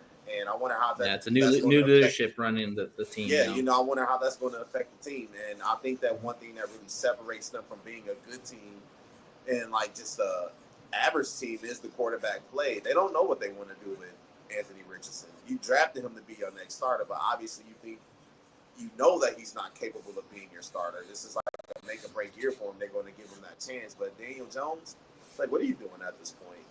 I don't believe in Daniel Jones whatsoever. So I think they may win 5, 6, 7 games around that area. But I think this is it for them. I think see them with over 5 wins. Yeah, I think with the Colts, like B kind of hit it on the head too. Like this team could vie for a wild card position, or they could vie for the top 3 pick in the draft. Absolutely. Because you have to have a quarterback to play in the NFL. And right now, if Daniel Jones is your best option, good luck. I think Anthony Richardson's done in Indianapolis. They're probably going to have to cut him at some point because clearly they don't believe in him. If you go get Daniel Jones, you don't believe in your guy. I'm sorry. Absolutely. Like you're putting a Band-Aid on a huge ass wound. And then if you look at their roster construction offensively, their best player is a running back. They did add Tyler Warren from Penn State, which I like a lot. I think Tyler Warren will be a really good tight end. But again, you don't have anybody to throw the damn ball to him, Hopefully Daniel Jones can at least throw a 10-yard pass to him because he's a weapon if you can utilize him. I mean, they really haven't upgraded the receiver position. I feel like Michael Pittman's been there for 20,000 years. I'm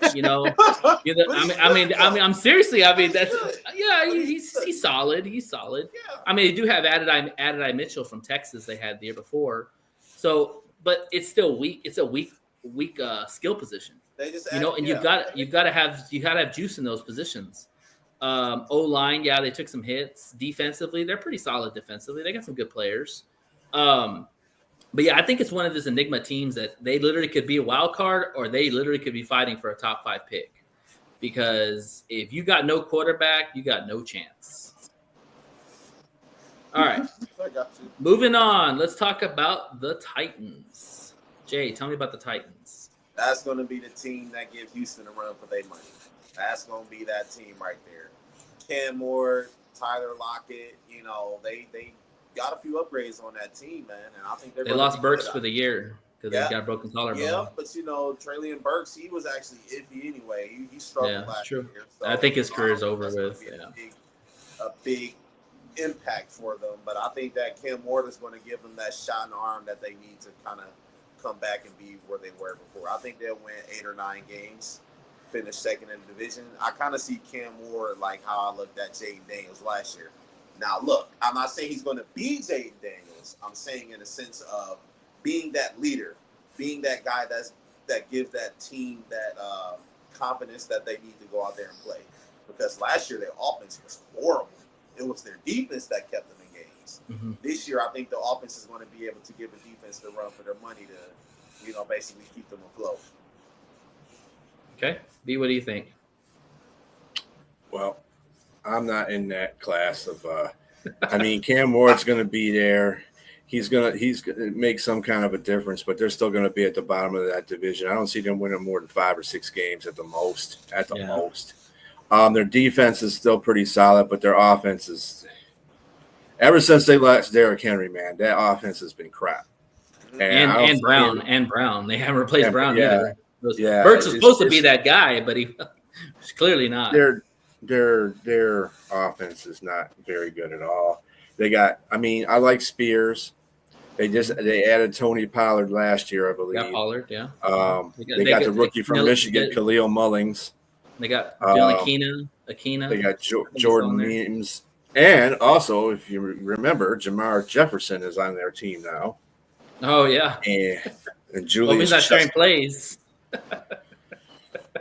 Well, we don't have to play them this year, so that's okay. Right. But, I mean, it's on Cam Ward. I'm going to tell you that right now because their backups, you're going to love this. Their backups are Tim Boyle and Brandon Allen. Yes. So if Cam Ward, fails or he gets hurt, Titans are really messed up after that. I mean, they are really taking it down. Will Levis, ain't it? Will Levis. Hey, and Will Levis is out for the rest of the season. Mayo's out for the year. Mayo is out.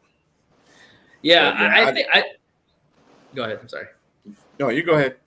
Oh, yeah, I think with the Titans, dude, they have so much talent. I mean, I'm sorry, they lack so much talent in their roster. They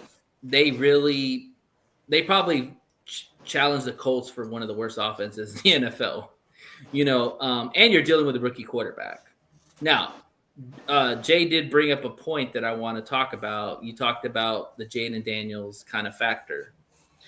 When you see Cam Ward, I see a little bit of Jaden Daniels, but I see more off platform and more ad-lib. I see more of what Lamar Jackson looked like when he was a rookie, where he was just running around and trying to make shit happen. I see that with Cam Ward because lack of skill positions and his O-line's not that great either. He's going to be running for his life a lot, probably. To where Jaden Daniels was more poised, throw from the pocket, was more accurate. He ran when he had to. But I think a lot of people are sleeping on Cam Ward because he has that ability to have a season like a Jaden Daniels if everything goes right. Now, losing Burks is not a good start because even though the guy sucks, that's another receiver that you lost. And you don't really have a lot of good receivers already. You mentioned the running game. The running game's solid. The O-line is okay. Defense is, again, this is one of those teams where the defense is probably going to have to win them games because the defense is pretty stout. They got Mr. Simmons in the middle, who's a freaking beast. And then you've got Snead on the corner, one of the cornerbacks. He can cover. So it's going to be interesting because I've heard people talk about the Titans as far as they could be that team to go worse from first if Cam Ward is the truth in a sense. I know you're shaking your head. I'm just saying. No. I'm laughing at Robbie. I'm laughing at Robbie. Oh, okay. But I'm just saying. But people have said that in NFL circles about him because they feel like the talent is there. However, you're asking him to do a lot his rookie year, and he's not going to be able to throw from clean pockets. He's going to be running for his life. The good thing is he can run, and he can throw a damn good deep ball. So we'll see. Going back to this division, I think it's a two-horse race between Jacksonville and the Texans. Yes. I think the Colts and the Titans might take a step up, but as far as pecking orders of trying to win the division, it's probably going to be a 2-team race. So I think the thing with the Titans is Cam Ward might have athleticism and everything like that, but it's the rest of his team that's the problem. Right. And when you don't have stuff around you and you're running for your life and you're trying to make plays, that's going to might make you a better quarterback in the future. But at the moment, it ain't going to do nothing for your team because you're going to make those rookie mistakes. You're going to get pressured. You're going to throw interceptions. stuff like that. I just don't. I don't see the Titans doing anything but being at the bottom right now. I think they'll be better next year, but this year, yeah. Think about this, B.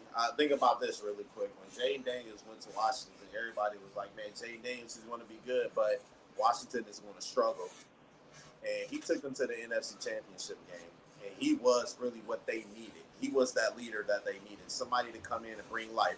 Now, granted, they did have another head coach that was good as well, but I see that same thing in Cam Ward. Cam Ward is very competitive. He's very fiery when it comes to it. He's not cocky. He's just competitive.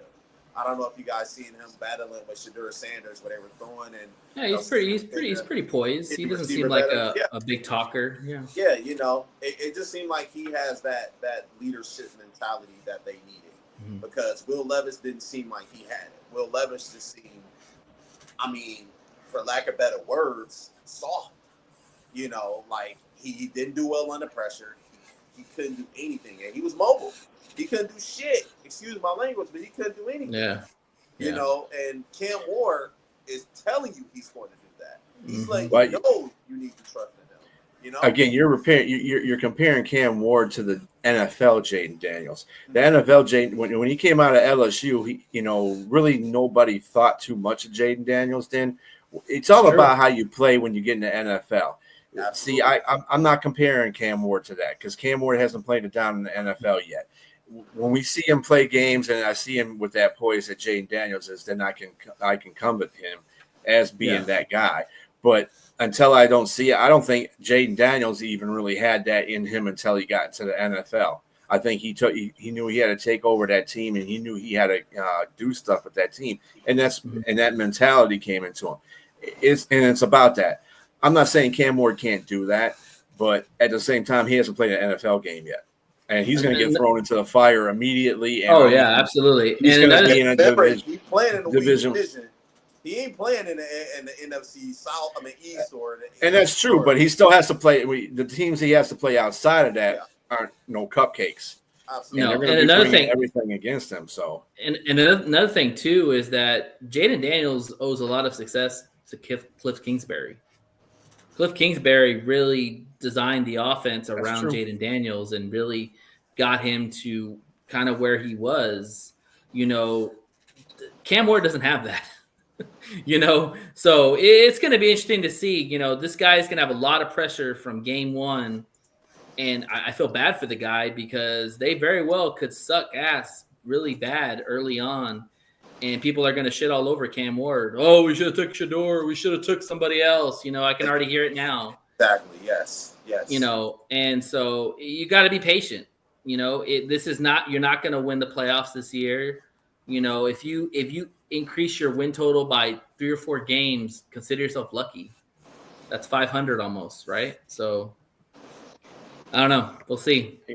They have Brian Callahan as the coach, so see how that works. See how that works. Yeah, exactly. I mean, offensive coordinator is nobody you would probably know. Nick Holtz. Who the hell is that? Just a guy. He's just a guy. All right. Well, moving from one disaster division to another disaster division, let's go to the South. And let's talk about the NFC. So we'll start with the defending champions, the Tampa Bay Buccaneers. Talk to me about the Bucs, B. Yeah, I think Tampa Bay is going to be repeating in that division for a division crown. I don't really see anybody threatening them. Although the funny thing about that whole situation is they did lose twice to the Falcons last year. They did. And the Falcons they beat us and they beat the Eagles. They couldn't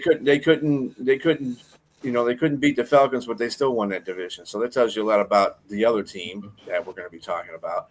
But I think Tampa Bay is probably the most solid of all the teams. They got the coaching. They picked up Ekuban, or what is that his name? Ekuban for Ohio State.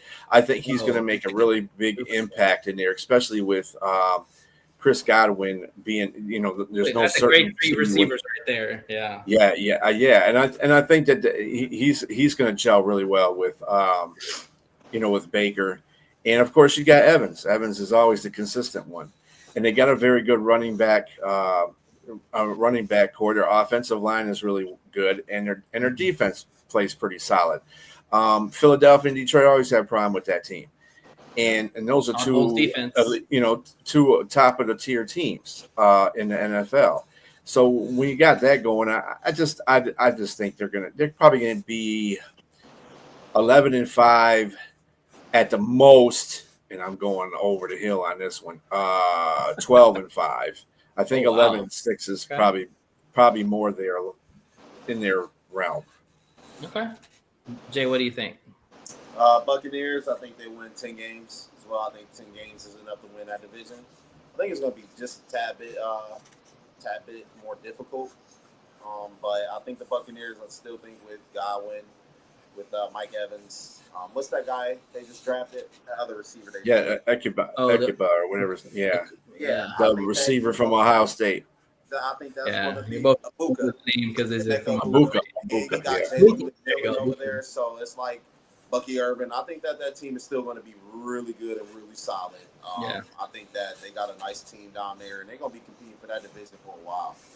They're going to be competing for that division for a while. So I think the Buccaneers actually are going to be a really good team this year.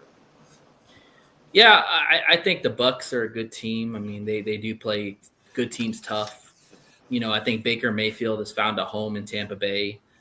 They did lose their OC, so kind of like what the ridicule we're getting about our offensive coordinators. It's going to be interesting to see what OC does with Baker Mayfield because he really turned Baker Mayfield around. Like Goff had the talent when he came to Detroit. He just was not utilized the right way. Baker Mayfield had a total transformation in Tampa Bay. Sure did. Like literally went from ass to actually a top 15 quarterback. Offensively, they're stout. They've got a good line with Wirfs. They've got good backs with Bucky Irving, and I think they have White still. They got Evans, the timely, consistent dude, and they've got I can't say that guy's name. Okuba. What was his name? Abuka. Ah, dang, I was way off. Abuka, and they got Godwin, who they brought back after that gruesome injury. Yeah, they're loaded offensively. They should definitely put up points. Defensively, they're a little bit older. I mean, they still got Vita Vea. They still got David. They got some defensive playmakers. What's that defensive lineman they got from Pittsburgh 2 years ago? Damn, he's a scrappy little dude. Oh no, you're right. I like him a lot. Scrappy little dude. He's kind of like a mini Aaron Donald the way he plays. Yeah, he made a couple plays. Yeah. God, what's his name? Talk about Cansey. Yeah. Kansas. There you go. Yeah. Elijah Kansas. Yeah. Yeah. So yeah, they're pretty solid. Yeah. Yeah. Yeah, they got a solid defense. Vita Vea is the guy though. And then they got the fat boy, the guy that they got that huge guy, weight. yeah, 400 pounds. Yeah, man. Is it true they sidelined him until they get his weight under control? Yes, they did. Oh, he's over 400 pounds, man. You can't play that 400 pounds in football. But just imagine if he really takes into conditioning, having him and Vita Vea in the middle. Holy shit! At least get down to 350. They will eat. Yeah. They will eat anybody coming inside. Yeah. Let me ask you this. Let me ask you this question about Tampa Bay. Do you think that the talent level with Tampa Bay is it tremendously higher than the other three teams, or do you think it's the gap's a little bit closer? No, I think it's tremendously higher than the other three teams. I mean, what do you think? Better offensive line. Who are you going with? Are you going with Atlanta? Are you going with the Saints or Carolina? Yeah, Buccaneers. I mean, in that division, they're probably heads or tails. I think the gap is closing slowly with Atlanta, and Carolina should be getting up there. New Orleans Saints got a way to go. I think they're one of those teams, but yeah, I think Tampa Bay is like heads and tails above everybody in that division right now. You have to beat them. And this is why I thought it was funny that Atlanta beat them twice last year, and they still won a division. We'll get to Atlanta in a minute, though. Yeah, good segue. Yeah, good segue. Let's talk about the Dirty Birds. B, talk to me about the Dirty Birds. What do you think? I think this team's all over the place. I think they have problems with their. I think they screwed themselves at the beginning of last year with signing Cousins and then drafting Penix. Yeah. And then, I mean, I don't have a lot of faith in Penix yet. I got to see him play more. He's got to complete a whole season for me. He's a very injury-prone quarterback. People don't realize he's sewed up with gorilla glue right now. So, 2 ACL injuries. Until they find out what's going on with Pitts, somebody's got to get Pitts involved in this offense. Pitts is a very good talent. So crazy. It seems like nobody can get him in this. Is it scheme or do you think it's the player? I think it's a little bit of both, actually. I think it's a little bit of both, actually. I think it's the scheme that doesn't let the player be the player, and then the player gets this mentality. And then when he gets in those situations where he can be the guy, he drops a ball or he doesn't get the job done completely. I think Pitts is somebody, if he doesn't do good this year or if he doesn't grasp the offense this year, I don't know. He might be traded. I just don't see him staying. I think he should be traded.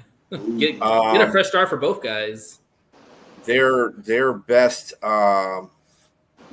player on their team is, of course, the Ohio State. Oh. Yeah, not Drake London. I mean, the USC guy, Drake London, and he's good.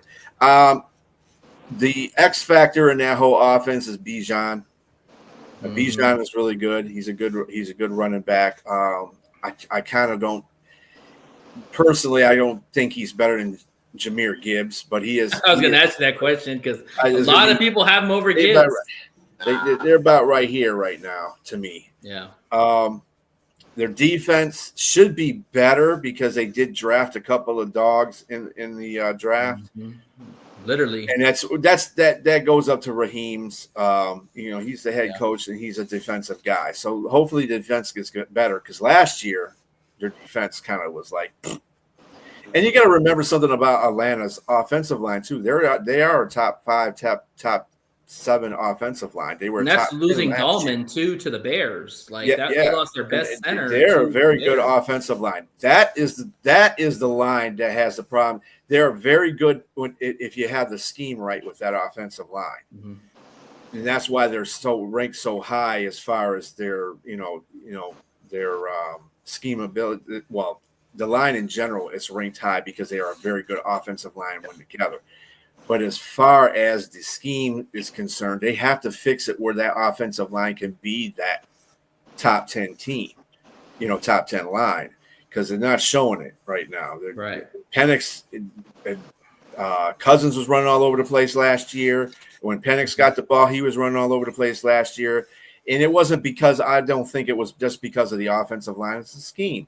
The offensive scheme sucked. So. Yeah. And that falls on the coach. Raheem Morris is more of a defensive-minded coach. So and the offensive coordinators and the people that they hire in those positions aren't doing their jobs correctly. Right. Jay, what do you think? I kind of see them finishing at about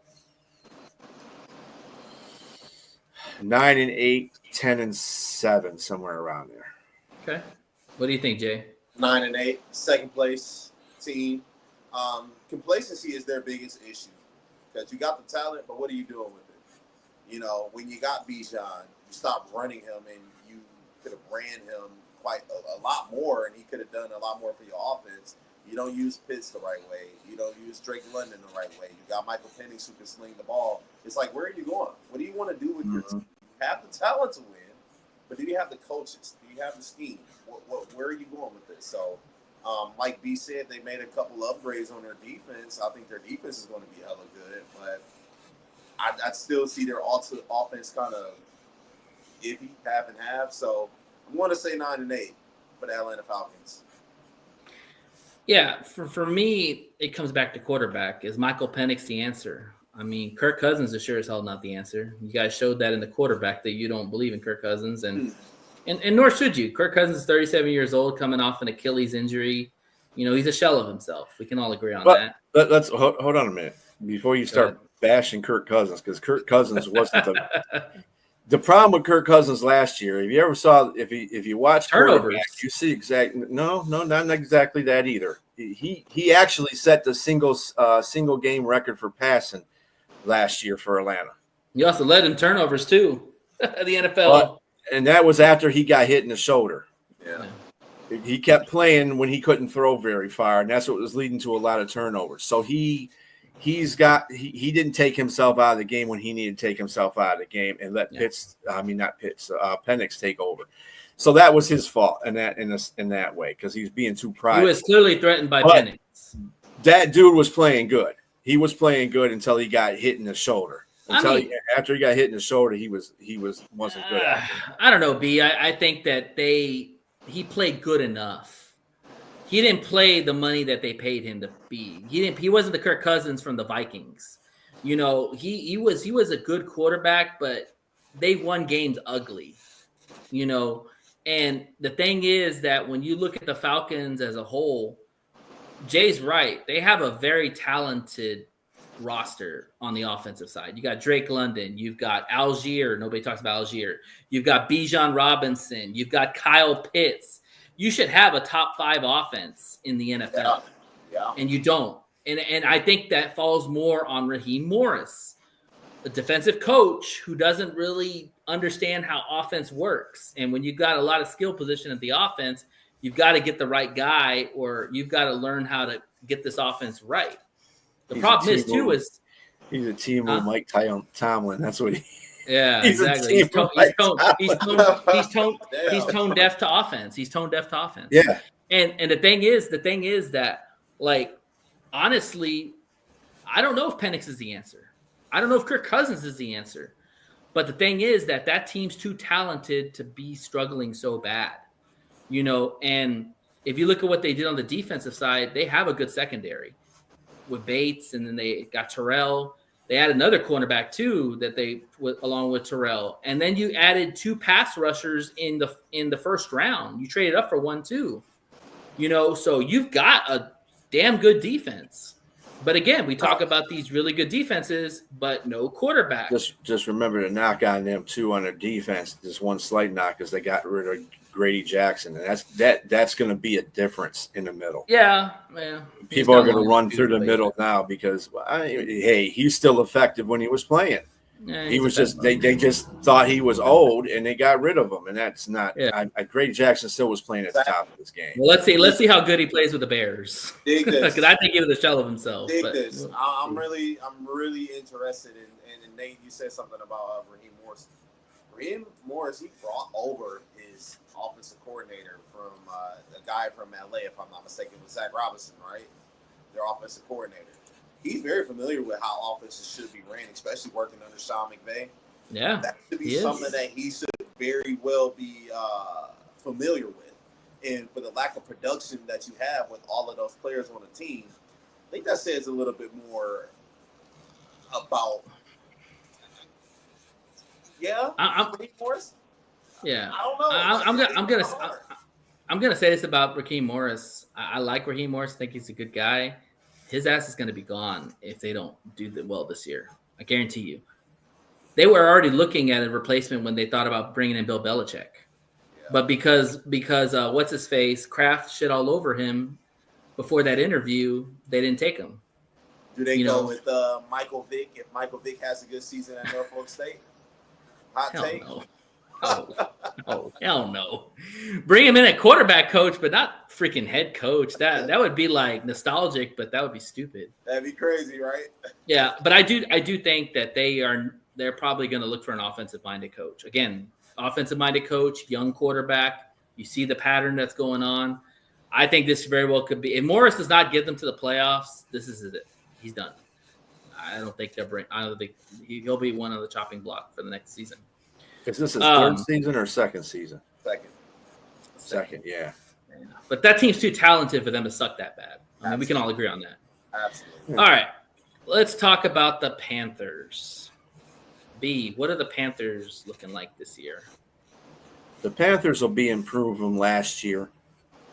How much improved? Probably, I would say, they win 5 games last year? think so, yeah. 4 games, 5 games last year. So I think they'll improve by 1 or 2 games, maybe 3 if they're lucky. I don't think they're going to finish last in this division, but they're definitely going to finish third. I had positivity going in there, but I'm looking at their overall roster, and Bryce Young is probably going to take a step up. But other than that, I don't have much confidence in their receiving core. I think they overpaid. I think they overpaid their corner. To tell you the truth, yeah, Horn. I don't think he's that great of a corner. I don't think they have a very good defense either. I think their defense is kind of blah. So with that being said, they're going to have to score more points. And with big techs out there, I still don't know. They're having trouble with the first round draft pick that they got last year, the wide receiver. So, Leggett. Yeah, I'm not even sold. I'm not sold on this yet. The running back is all over the place too. Although they did get a good running back from Dallas, I give them that. But their draft pick, that their running back he's not playing at all this year either, because they misdiagnosed his. Yeah, he tore his ACL. Medical staff screwed up. Yeah, so I as much as I want to cheer for Carolina, they're going to be in third place. That's all I got for them. Go ahead, Jay. 5-12. They finished last in their division.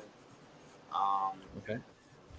Until David Tepper isn't the owner, I don't think that Carolina. Yeah, that guy, that kind of weird owner. Yeah. And with their Make-A-Wish quarterback, sorry Sonya, but Bryce Young, I don't think he's Make-A-Wish. It's horrible, dude. It's bad. Damn. Y'all are slaughtering today. 5-12. All right. I'm a little more positive on the Panthers. I think Bryce Young is going to take a step up. I've said before, I think he's going to be the most improved player this year. I think last year, the end of the season was a really good barometer of what he's got potential to become. He does lack offensive weapons. I mean, Leggett is a big receiver, but so is Teo McMillan. They're kind of the same guys. Thielen's kind of long in the tooth. So, their running backs, they got Rico Dabo, right? Is that who they got? Mm-hmm. And, they replaced Rico Dabo basically with Miles Sanders, or replaced Miles Sanders with Rico Dabo. Yeah. I mean, we're just being real. I mean, I do like the Panthers' trajectory. I think that they do have some good core pieces. They finally addressed, hopefully, the losing Burns situation and got Nick Scorton, who I'm a big fan of. Mm-hmm. I am too. Horn did get overpaid. I mean, it's crazy. He's a top 5 cornerback in paid money. It's insane. I mean, I don't know what his stats are and how many picks he's had, but it's nowhere near the top 5, I would imagine. I think the Panthers could be one of those teams that they really could surprise people this year if Bryce Young is on and he shows the potential that he was drafted number 1 at Alabama, or they could just be really bad again and probably a top 5 pick. Like, I really do think it's either one or the other. But the good thing is this division sucks. We can all agree. This division sucks. And so the reality is, like, and I'm going to get shit for this, but I'm going to say it anyways. Potential-wise, Bryce Young is the best quarterback in this division. Okay? I'm not saying he is the best quarterback, but potential-wise, he is. Like, if Bryce Young is taking another step forward, Bryce Young is a talented quarterback. He potentially could be really good going forward. He's still very young. I still think that's Baker Mayfield. Right now it's Baker, but I'm just saying the gap's not that wide. It's not. It's closer than you think. But anyways, but I mean, it's going to be a tough season for the Panthers. Hopefully they can win some games. That's another guy, Canales, the guy that they his head coach. He very well could be on the chopping block too, if they don't show some progress this year. Because they've got a lot of holes they still got to fill. So, speaking of holes, let's talk about the Saints, the Who Dat Nation. B, give me your breakdown of the Saints. For the Saints, they're going into a year that they don't have Derek Carr because he retired. The Drew Brees experiment is been gone. They don't have Sean Payton anymore as a coach. A lot of losses there. A lot of things are going on. Yeah, their offense is probably going to be. Kamara.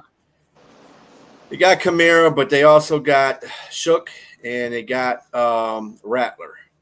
And if Rattler starts, if either one of those starts, Rattler will at least have some kind of NFL experience because he played last year. It's. Do you start Rattler or do you start Shook? Start Rattler. I think you start Rattler because he's got the experience, and they say he's been looking pretty good in training camp. Again, it's training camp. They have Olave. Yeah. They have that. What was it, Sharif? The guy the run that wide receiver. Is it Shakir? No. Yeah, Shakir is freaking awesome. Yeah. They still got Kamara, but their offensive line isn't what it was. Their defense is mid. It's decent, but they lost a lot of their secondary. So, I mean, I don't see them finishing but last in this division. Sorry, James, but that's just the whole truth, nothing but the truth. I think they win about 5 games. It's going to be a rough year for the Houdat. It's going to be a rough year, yeah. Jay, how do you feel about it? Saints don't win more than 3 games this year. Watch. I think it's 3 on there. I gave him 5. Damn, Jay. Right now, their over-under total is 5.5. I don't think they get there. They win 5. So I think Spencer Rattler is going to struggle big time. I think Rattler is going to struggle big time. I just don't think that he's that guy, and I think they know he's not that guy. That's why they took that other quarterback. So, yeah, it's going to be a bad year for New Orleans fans. Buckle up. Yeah. It's kind of funny because I feel like the Saints are in a quandary because you hope that the fan base wants them to be at least watchable, and competitive. But the reality is that I think that quietly behind closed doors, they want to suck ass so bad to get Arch Manning and bring him to Louisiana. That's where his daddy's from. I was just going to say. Yeah, his daddy's from Louisiana. How crazy would that be if Arch Manning played for the Saints? Yep. And so, I think it's going to be tough because I think they will be competitive early on, but if they really are just terrible and don't have any wins, let's say 5 or 6 games into the season, you're going to see the full tank mode going. Like they probably will. Like I agree with Brent, they probably will trade Kamara, and try to get some more assets to maybe rebuild that offense. But it would be interesting if they get Arch because Kellen Moore is kind of a quarterback whisperer himself. He's worked with Dak, he's worked with Jalen Hurts. How crazy would that be if he got Arch Manning to work with? That would be interesting. That'd be a really good thing for them because bringing a hometown kid. Yeah. For sure. Yeah, so I think that everybody's pushing. He's also Cleveland also is there too, but I think that he's saying he's got to save Archie Manning from Cleveland. Oh yeah, that's true. I don't think he's going to go to Cleveland, even if he is available. I don't think Cleveland's going to get them. They got too many damn quarterbacks as it is. Deshaun Watson will be back for that year. I just don't see that happening. So yeah, they have to clean house if they want to go that route, but we'll see. Yeah. But all right, so that wraps up our divisions for this show. Next week or the week after next, we will be doing the West, NFC West and AFC West. So we'll talk about those. But we're going to go ahead and jump into, so we wanted to talk about the top 10 quarterbacks right now in the NFL. Not in the past, but right now. So who wants to go first with their list? You guys can go. I have to use the restroom really quick. Jay been drinking that water. All right, B. Go ahead and go through your list, and then we'll dissect it.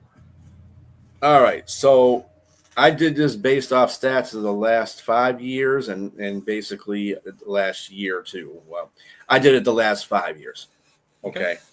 So at number 1, and amazingly enough, when I went through these stats, I'm a real big, I don't like Patrick Mahomes type person, but looking at his Las's stats in the last 5 years have been pretty damn solid, better than a lot of people's. So he is definitely at number one, Patrick Mahomes. Okay. All right. At number two, I have Joe Burr. Joe Burr at number two. Last 5 years, he's been awesome when he's played. But he's been putting up numbers to be competitive in those 5 years to be to play 4 years basically. And so he's been up there. He's really good. Number three, I got Jared Goff. Again, another person that's underestimated in his offensive stats. Now you're basing this on the 5 year. Your 5 years. reason is 5 years. Okay. Yeah. So you're going by basically the whole can of worms. Yeah. Okay, I got it. And Joe Burrow and Jared Goff are really close, by the way, as far as stats are concerned. I put Joe Burrow up there because he's the younger guy, where Jared Goff is the older guy. That's the reason why they're 2 and 3. At fourth, I have Gerald Allen at fourth. Josh Allen. Or Josh Allen, sorry. Josh Allen at fourth. He's been really good. At number five, Justin Herbert. His stats count. Hey, his stats been up there. He might not have had a great team, so he's not been leading his teams, but he's had the stats. And number six would be the one that you think is old and washed up, Kirk Cousins.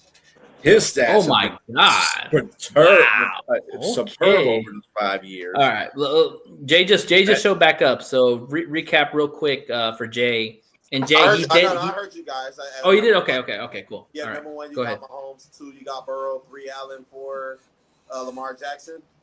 No, 3 was Jared Goff. 4 was Allen. 5 is Herbert. 6 is Cousins. 7 is Dak Prescott. Remember Dak Prescott? He had one of the top offensive productions, and when he was able to be a quarterback for that team. 2 out of the 3 years he was, the last 2 of the 3 years he was number one offense. It's a fair argument. I got Lamar Jackson at 8, Matthew Stafford at 9, and Russell Wilson at 10. Okay. Now I'm going stats. Yeah, just to preface, you are basing it on 5 years of body of work. Body of work, yep, in 5 years. I even added in the fact that these guys went to playoff games and Super Bowls and won Super Bowls and lost. This is interesting, B. You're telling me that Lamar Jackson's stats aren't that good compared to these other quarterbacks? No. Surprisingly enough, when I went through his stats for the last 5 years, he had 2 MVP seasons, and in one MVP he got, his stats weren't nothing compared to last year's MVP season, which he didn't get an MVP. He was really good last year, but the year before he should have never got an MVP because he didn't have that good stats. So they kind of just switched. It's like Josh had good stats last year and didn't win the MVP, but he won it this year. I don't understand how they work that. It's stupid. But anyway, Joe Burrow should have won the damn MVP this year because he was first in passing yards. First in touchdowns. Or less, exactly. Yeah. Okay, so if I ask you to take that list and kind of look at it from right now, what changes for you? If we're just talking like the best quarterbacks right now, because you're basing it on stats, the 5 years, but like if we're talking like the best quarterbacks right now in the game, who are you flopping or who are you switching? I ain't flapping nobody because these are the best quarterbacks. So you're gonna stick with stats. Okay. I don't. The eye test thing and the playing thing, that all goes hand in hand anyway with the stats. I mean, if you look at it, you're telling me that if you look at it, Allen hasn't been to a Super Bowl, has he? No, has Lamar Jackson. True, but people always put them 1 and 2. Why? I mean, if the league was so great at saying, well, it's about wins and losses with quarterbacks and Super Bowls, but they got these guys 1 and 2 every year, but you ain't won a Super Bowl and you barely won enough playoff that's games. fair. But I'm not using that. Okay. Right. I'm using straight up stats. Yeah, Wins and I, losses I, don't mean nothing to me. I Super kind of Bowls agree don't mean with your. nothing to me. I kind of agree with your list, honestly. The only thing that makes me kind of scratch my head is that you have Kirko over Lamar Jackson, Herbert, and Dak Prescott. Better Like stat. maybe you could argue Dak, like Kirko is better than Dak, but I think Herbert and Jackson are better than Kirko, in my opinion. Based on what? Well, Because it ain't I mean, stats. Because stats already proved that he's better than both of them. but the thing, okay. So the thing I would argue also too is, are you factor in the roster constructions of these quarterbacks too? Because Herbert's had the short end of the stick when it comes to offensive players and offensive-minded coaches, to where Kirk has played with a lot of good offensive minds and stacked rosters. You know, and Dak Prescott too. You know, Lamar Jackson probably, maybe not so much. I think Lamar Jackson's numbers are a little inflated because he always plays the really dominant running game. And of course, and that's the factor that I didn't put in there because I was going basically off of passing yards. I got you. Okay. The reason why Lamar Jackson doesn't make it high on a quarterback's list to me is because he's mostly a running quarterback. When you lead the league, he's got 6,000 yards in his last 5 years as being a quarterback. 4 years of being a quarterback. 6,000 yards. That's running back numbers, basically. Yeah, I'm getting running back. So that takes away from his quarterback stats. I'm not saying that takes away from him as a player, but there's a reason why he doesn't make it to the big game, because they know how to attack him in the playoffs. You're not asking him to pass a lot. Force him to pass. Right. Because as much as they want to say, he's had 4,000 yard season, he's pretty accurate. I said, yeah, you get him outside the pocket and he runs and throws, he's deadly. You keep him inside the pocket, dude can't do nothing. He can't. He can't find nobody. Let's talk about our boy Goff here. This is interesting because you're basing this on the last 5 years for all these quarterbacks. People are really sleeping on Goff. They do all the time. It's crazy, right? Because you said Goff's numbers were similar to Burrow's numbers. You know, and I would argue too, if you take playoff wins, Goff is right up there with the Mahomes and the Lamar Jacksons of the world, or Josh Allen's. I mean, like, he's got playoff. I mean, you got to remember, he went all the way to Super Bowl when he played for the Rams. Second year, 3 years. Yeah, and he's been to the playoffs the last 2 years, so he's only added to that total. Like, that's crazy, you know. Like, I mean, even in the year before he got traded, he went to the playoffs. Yeah. So I mean, it's not crazy, like he's not a bad quarterback. He's just a boring quarterback. That's the reason. That's the word I'm looking for. He's a boring quarterback. He's a pocket quarterback. He don't run. He's not flashy. He's not sexy. He just gets the job done. Yeah. He's not a Lamar Jackson. He's not a businessman. He just goes and does his business. Mahomes. Right. Yeah. Okay. All right. I like that list because I like how you went at it from the fact is that you took 5 years of stats and you compiled them into the best quarterbacks. That's interesting. I did not know Kirk Cousins was better than those other guys. That is interesting. Yes. Yeah. Okay. All right, Jay. Tell me how you broke your list down and give me your list. Patrick Mahomes. Can't argue with Patrick Mahomes has done wonderful things for the Kansas City Chiefs. So yeah, I was just saying that too. Yeah. He's been through multiple offensive coordinators, and he's still been able to keep up his level of play. So still has Andy Reid though. Andy Reid is still his coach. That's a big thing. That's his scheme, absolutely. But at number 2, I got Joe Burrow. Joe Burrow, man, he put up some good stats, and he went to the Cincinnati Bengals, and he changed that whole organization. If anybody remember, Andy Dalton was just like good enough to just get them to a certain point, but Joe Burrow put him over the top. And that year he came off of that horrific leg injury, dude went to the Super Bowl. Went to the Super Bowl. So I'd say Joe Burrow. He's been always consistently winning. He's beaten some of the top quarterbacks, Josh Allen, Lamar Jackson, in the same division of him.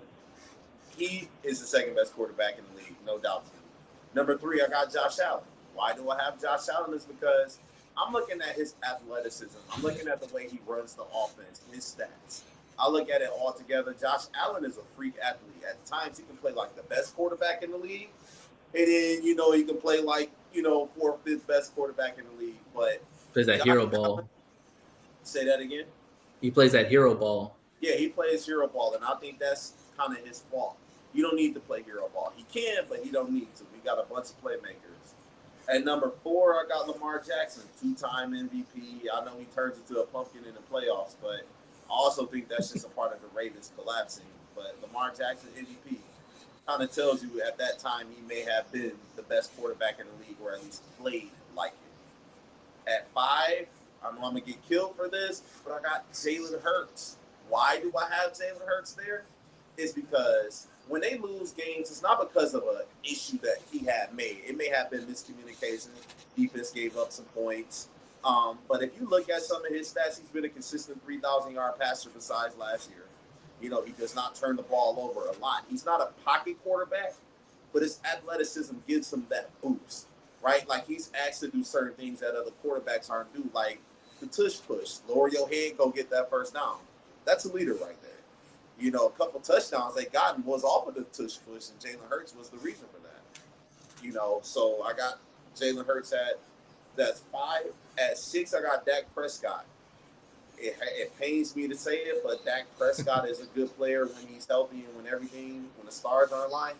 Dak Prescott can be very cerebral. He can be an assassin back there in the pocket. You know, now he has, what's his name, George Pickens. You got 2 good receivers now. Yeah. I think Dak Prescott's going to do really well. At number 7, I got Jared Goff. No one other than Jared Goff. Jared Goff, stats speak for himself, man. I think his only knock is he isn't mobile. But Jared Goff is a killer in the pocket. And if he can just limit the turnovers, man, Jared Goff could possibly be in the top 3 if he can limit his turnovers. At number 7, this is 8. At 8, I got Jordan Love.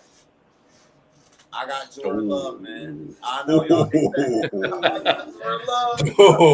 Love. Explain this one, sir. You were good all the way until you got there, bro. You were Hold on, hear me out. Look. Even the Jalen Hurts ones kind of got me scratching my head, but you really got me with Jordan Love.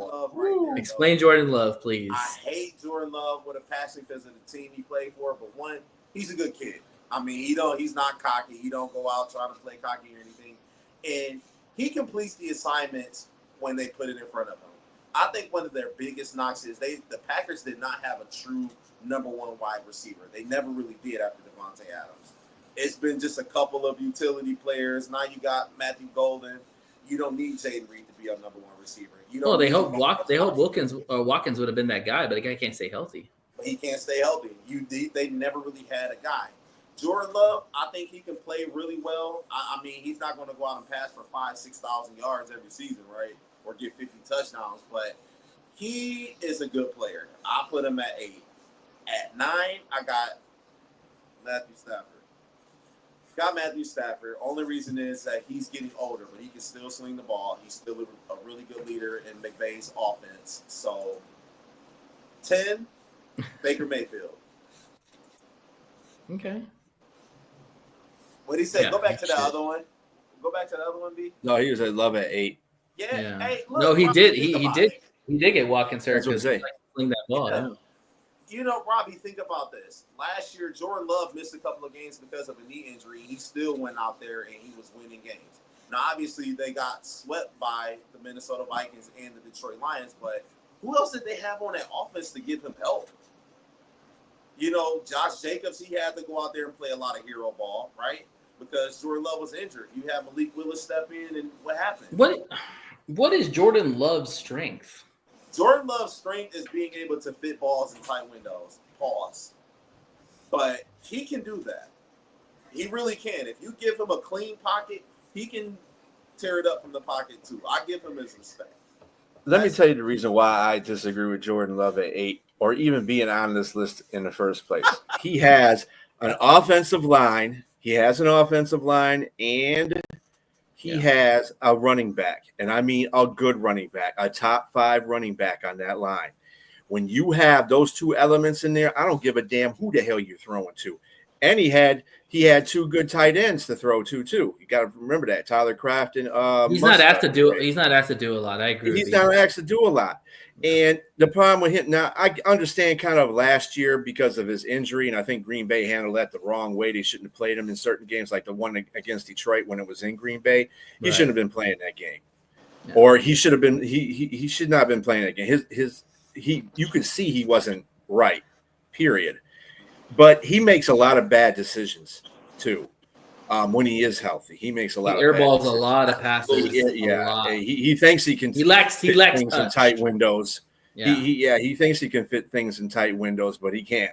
So I mean, those things got to improve. And when you brought in Malik Willis and Malik Willis was tearing it up with that offense, you can bring him in there and he can win games. Well, that just shows how good the offense is. That shows how good the offense is because literally Malik Willis comes in and wins as many games as Jordan Love does, and because he's loaded, you know. Mm-hmm. I agree. But see, I would say the same thing about Jalen Hurts too. That's crazy. Jalen Hurts is on a stacked offense. Like a top 15, I would have Purdy at like 11 or 12. That's kind of funny. When you say the same thing with Jalen Hurts, like Jalen Hurts has been on stacked rosters his whole career, even when in college years, like he hasn't been asked to do a lot. Yep. When you have that damn good defense, you have that damn good eye line, you have that running back, you have the receivers. Those two though, Jalen Hurts does not turn the ball over as much as Jordan Love do. You know, Jalen Hurts just don't turn the ball over. He's very secure with. Well, he's not throwing the ball either a lot either. So it's he can still fumble, right? Jalen Hurts can still fumble. He takes off a lot. You know, he's very durable. Well, he lost the Super Bowl doing that, so he's very durable. And the year before the Super Bowl, he was terrible at turning over the ball. He turned over the ball at a high rate. And he got to 2 Super Bowls, man. And I really do believe now this past year, I do believe that the defense really carried them a lot. Obviously, we know that. 100%. The year before, Super Bowl, their offense was humming. They've had Devontae Smith. He can hit Devontae Smith. AJ Brown, 60, 70 yards. To B's point, like when you look at Jordan Love and you look at Jalen Hurts, they have a good roster construction around them. Mm-hmm. They have a good O-line. They have good weapons. They have good running backs. They have good coaching, all that stuff. They're not asked to do a lot. They're just asked not to fuck it up. Mm-hmm. You know, I mean, that's literally what their responsibility is. Like, hey, just don't mess it up. Don't turn into Superman. You don't have to be Superman. See, that's the thing with Lamar is Lamar needs to know when to be Superman and when not to be Superman. Mm-hmm. Because when he gets to the playoffs, he wants to be Superman. That's where he screws up because he tries to do too much. In the playoffs, you know, ball. You got those. The windows are a lot shorter, and you have less margin for error. You know, like I think Jordan Love's a better passer than Hurts is. You know. Because he does, when he's got a clean pocket, he can throw a really good deep ball. There's no doubt about that. He's got the arm strength to do that. Absolutely. But he lacks a touch. Like any Whacker fan will tell you that he lacks touch on short throws. He'll either airmail it, overthrow it, because he's got such a strong arm. He doesn't know what the touch factor is. You know, he airmails passes that are short. You know, and I think a lot of it's his footing too. That's true. That is true. I agree with you on that. But B, did I hear you say you disagree with Baker Mayfield at 10? No. Baker Mayfield. Baker Mayfield actually should. Well, I didn't even have it on my list, but his stats weren't. They were okay, but they weren't top 10 level. But that's good. You put Baker up there. Baker's the last couple of years. Baker been the man. Yeah. Baker's been on. He's been one of the top 5. If I broke my stats down to years. The last 2 years, Baker Mayfield's been some of the best top 5 quarterback. Yeah, he's been a top 5 quarterback in the league. Exactly. Baker Mayfield can be a bit of a knucklehead sometimes. He can be.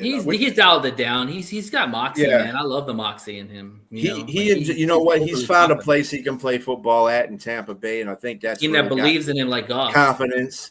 Gotten his confidence together, and that's all we really need. Just like the Lions with Goff. Goff got his confidence back up, and that's why Goff is such a successful guy. And please don't keep saying that the knock on Goff is he's not mobile. It's not a knock. He's just not mobile. That's the kind of quarterback he is. I guess what I was saying is I think that's the reason why I don't have him in the top 5. And all the guys. But that's biased because they can run. That's not fair to Goff. Say that again.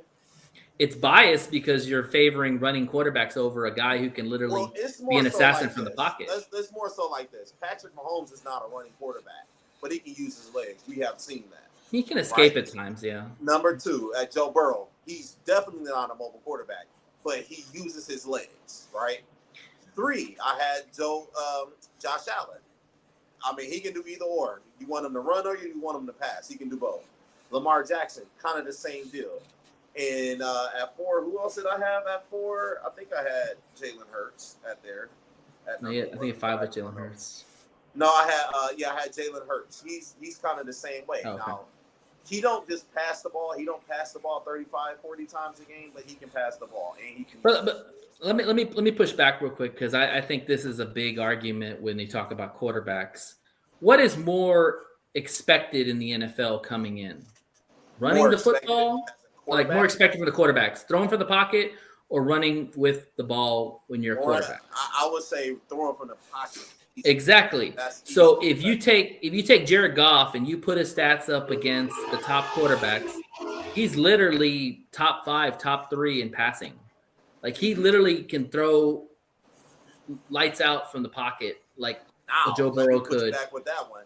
Let me push back a little bit. Now, when you drop him back in the pass, you drop back and you got defenders in your face. Do you go down? Do you see any of the quarterbacks on there and go down, or do you see him step up and either make a play, throw the ball, or Jared Goff has stepped up in the pocket when pressure has been allotted. I mean, just watch that Minnesota game. He had to finagle some movement. Now he's not going to run around, but here's the thing: running around and stepping up in the pocket are two different things. I'm going to give you 3 examples of why I think that is not true. One was against Washington.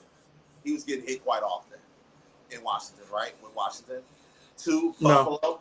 Kind of the same. I disagree with that whole. He wasn't getting hit. Washington? No. Bro, he got the offensive line getting hit any more than he got hit against Minnesota in the game before that. Goff just had a bad game. He had a bad game. There was a play where he threw an interception, dude. Here's a play he threw an interception where the pocket was clean, and the interception was to a cornerback where the wide receiver was nowhere near. So he just had a bad game. That was, and he said that it's his bad. And you could remember the 2023 game. That game, I'm gonna point out Chicago and Green Bay when we played Green Bay on Thanksgiving. You know, like they were having him doing drills where he was like jumping over the little blocks because they're like, hey, he said, I heard nothing about air yards. Yeah, Jared Goff, air yards is good though. Oh yeah. Jared Goff, air yards is But really the thing about it is, like, I don't care what anybody says. If you can't throw from the pocket, you're not a good quarterback, period. Yeah. Because the quarterbacks are not made to, we don't care about the running stats. You talk about Lamar Jackson. If you can't make big passing decisions from the quarterback, from the pocket, then you're not a good quarterback. Absolutely. You can throw. But if you sit in Lamar has this problem all the time. He's in the pocket, but his first instinct is to run if he can't get it to this first receiver. Right. That's every year. And people just let that go because he's such a phenomenal athlete and he can make something happen out of nothing. That gets overlooked. But the reason why he does that is because he never finds his second receiver or his third receiver. He's looking to run, like you said. He's looking to run. Again, good quarterbacks are not good. Good quarterbacks aren't because they necessarily have great receivers. You have to make that happen. Yeah. Matthew Stafford, Kenny Galladay. That's all I got to say. Yeah. Kenny Galladay wasn't a great receiver, obviously, because he went to the Giants and he sucked. So you make receivers. Let me push back on Stafford in his prime. As much as I hated how he turned the ball over, he used to sling that thing. Well, he had the arm talent that Jared Goff doesn't have. They're two different quarterbacks. But let me push back on Jared Goff because I think a lot of people say this about him.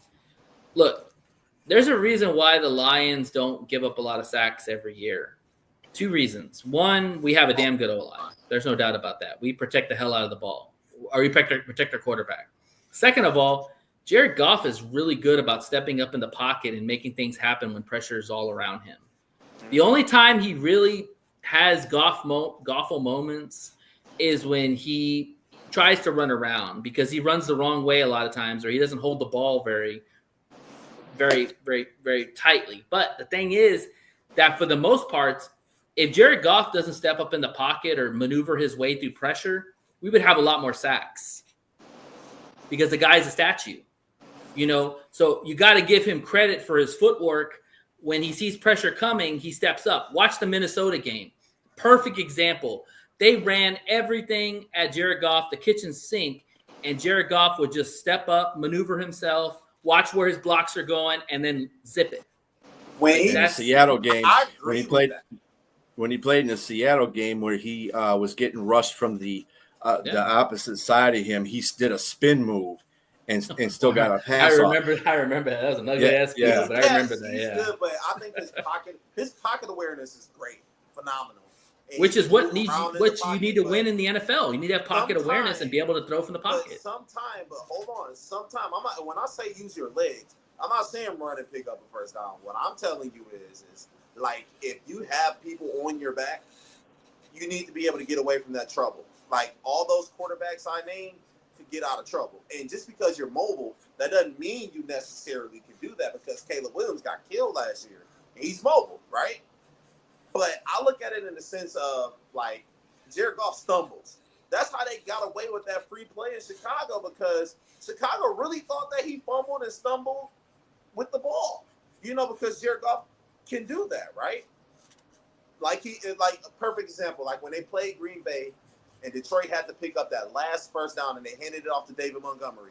What happened?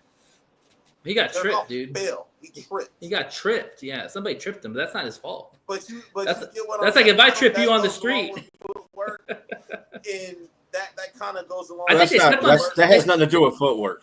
If somebody steps on your foot, yeah, it happens all the time. You know better than that. Come on, Jay. It happens all the time. You can turn your leg outside the fucking house. It happens. Yeah. It happens to Lamar Jackson. I've seen him get his foot stepped on by Derrick Henry actually, and he went down for a sack. Absolutely. It happens. Doesn't make a difference how active you are, how athletic you are. That happens. It happens. And the thing is too with Jared Goff is that as a fan of the Lions, I'm okay with Jared taking a sack. It's okay. Tom Brady made a career that if shit broke down, he took a sack. Peyton Manning did the same thing. They knew they couldn't move. They took sacks. You know, here's the thing. If you can't get rid of the ball and the pressure's coming, take the sack. My only thing is hold on to the fucking football. That's it. Mm-hmm. Take the sack. I think if there's anything about Goff right there, that his ball security is crap. Yes. Which contributed to he fumbles the ball a lot. Yeah. It was contributed to one of the turnovers in the Commanders game because he fumbled the ball, you know, in not a prime position to be fumbling the ball. And I think he's got tiny. That's hands why I said he just had a bad game in that one. I don't think it had anything. It had nothing to do with the line, to tell you the truth. I think the line played pretty good. In the beginning of the game, they weren't the greatest, but they came together. They put 31. They still put 31 points on that board. He still threw for 2 touchdowns in that game. So, and I think Jay, if you're talking about that Commanders game, he might have anticipated the pressure coming to him before it came to him, and he airmailed the passes because that pick six was an airmail. Like B just said, he had a bad game. He had a bad game, and I agree with that wholeheartedly. You know, sometimes it's just that sometimes I feel like that the taking when you need to use your legs is there, but Jared Goff just can't do it. You know, that was my knock on Tom Brady. Like Tom Brady had a couple yards that he could have picked up for, but he didn't because he couldn't run. He'd get hawked down. And you know what? The funny thing is, they still fucking win. Doesn't matter. Yeah, well, of course. I mean, this isn't like a win or lose thing. It's just like I get it. Debate of quarterbacks. I put Jared Goff in that second tier of quarterbacks. And I think also too, we're all prisoners of the moment in football. We can all agree on that. Like we all focus on what's the now is rather than the later or the before. And we have this recency bias with running quarterbacks because we see these plays where they throw off platform 30 or 40 yards downfield, you know, with all the defenders in their face, and it looks awesome. Not every quarterback can do that, you know. But it is shifting that way going forward. But the thing is that it's not always the best mechanics to do that. You know, OCs and coaches will tell you, we don't want you throwing those ways. We don't want you throwing on the other side of the bow because that usually ends up in a pick. Yep. You know, and a lot of these young quarterbacks, they think they can get every throw they make is going to be gold, and that's not the case. We talk about Jordan Love. Jordan Love has that aspect of his game. Lamar Jackson has that aspect of his game. Caleb Williams has that aspect of his game. They all think that because they're so talented, they can make any throw, when the reality is that they should just play within the game. You know what I'm saying? Mm-hmm. So Hurts was the first running quarterback to do it. in what sense? What's he talking about? Yeah, I'm The confused tush push on- or what? Are you talking about tush push? Tush push or running on Look, like, look, run? And I'm gonna say, I'm gonna. Yeah. When he explains himself, I'm gonna say this about the tush push. I can't be impressed with a guy who gets 1 yard every play. When you have a line that's strong, and you're that strong in your legs, like, dude, it's 1 yard. Like, But why can't they do that, and why can't you give them the credit? Because it's easy to line up a big person right there, you know, and put them right in the middle to make sure you don't get that, right? But Jalen Hurts gets that first down or he gets that touchdown every single time. yeah, but when That's you're why talking, teams wanted it banned. okay, but when you're talking about some of the best quarterbacks in the NFL, a guy who gets most of his touchdowns by just running 1 yard is not impressive to me. That's what I'm trying to say. You know, a lot of it. I mean, we talked about. Remember when Jamal Williams had like 18 touchdowns in a season for us? They were from the 1 yard. I gave him credit because you can line up a heavy package and have a nose guard. You can have some big beef up front, and they can stop your guys. Jamal Williams did it. Hey, I give him all the credit in the world. I give anybody who can score, and even if it takes 3-4 tries, but you still score, I give you all the credit in the world. I'm not saying he's not a good quarterback. Uh-oh. My bad. His food's ready. I'm not saying he's not a bad quarterback, B. The thing is that when we're talking about some of the best quarterbacks in the game, I take a lot of those quarterbacks over Hurts all day. And it's because of pocket awareness. It's because, like, when Hurts is not on schedule, he sucks. The stats show it. Like, he is one of the worst quarterbacks when it's 3rd and long. Why? Because the fucker can't throw in the pocket. That is not his strength. His strength is to be on schedule, to get to those 3rd and 4s or 3rd and 5s and do his thing, whether it's a short pass, whether it's the tush push, whatever it is. When he is not on schedule, he is terrible. Mm-hmm. Terrible. Like, simple as that. I just think that a lot of these things are overblown because it sells tickets. It looks good when they're doing it. I mean, it's good that, I mean, I understand the new age quarterback is a runner, but at the same time, you don't see too many of those quarterbacks win Super Bowls. And like Steve-O was saying, you know, Hurts was one of the first ones to do it. I think I wouldn't say he was one of the first ones. I think Elway was a running quarterback. Lamar Jackson was, dude. Lamar Jackson. I'm not Lamar Jackson. Sorry. Yeah, I guess he was. Yeah. Donovan McNabb was kind of a running quarterback, and but he didn't win the Super Bowl. He was in a Super Bowl. It's the team around him too that helps out. Like Lamar Jackson last year, I can't blame him for losing that game against Buffalo. Can't blame him for losing. Can't blame him. Buffalo. He had 2 picks himself. Well, when he had a count for a 2-point conversion, the guy that Mark Andrews dropped the ball. That was a bigger play, but Lamar Jackson turned over the ball too in the game. That's true, but Lamar Jackson does choke in the playoffs. Like the year before last, when they played Kansas City at home, they were the number 1 seed, and Lamar Jackson turned the ball up. Well, it's because what B said. You put him in the pocket and ask him to throw the ball. That's not his game. Oh, he's man. not trying. That's not what he's trying to do. If you remember, what happened was, okay, yeah, right. If you put him in the pocket, thing is that remember he was getting rushed, and Chris Jones came up behind him and slapped the ball from behind his hands. Yeah, you know, like it. it's hard for Lamar Jackson. I don't know what it is, but he got to get over that hump, man. And we know first and foremost, if Goff doesn't turn over the ball that many times, they beat the Commanders, hands down. Like almost all their but looking at the score, it was 45 to 31, but seven of those points came off of a pick six. Yeah, so it's really 38 to 31, and he had a very atrocious game. Think about that. The defense didn't do him any favors either. Yeah, and the defense was not. Yeah, and that's the thing. And that's the thing is when we talk about the best quarterbacks, I said this about Hurts to you, Jay. Like you put Hurts in Goff's situation with half a defense all season.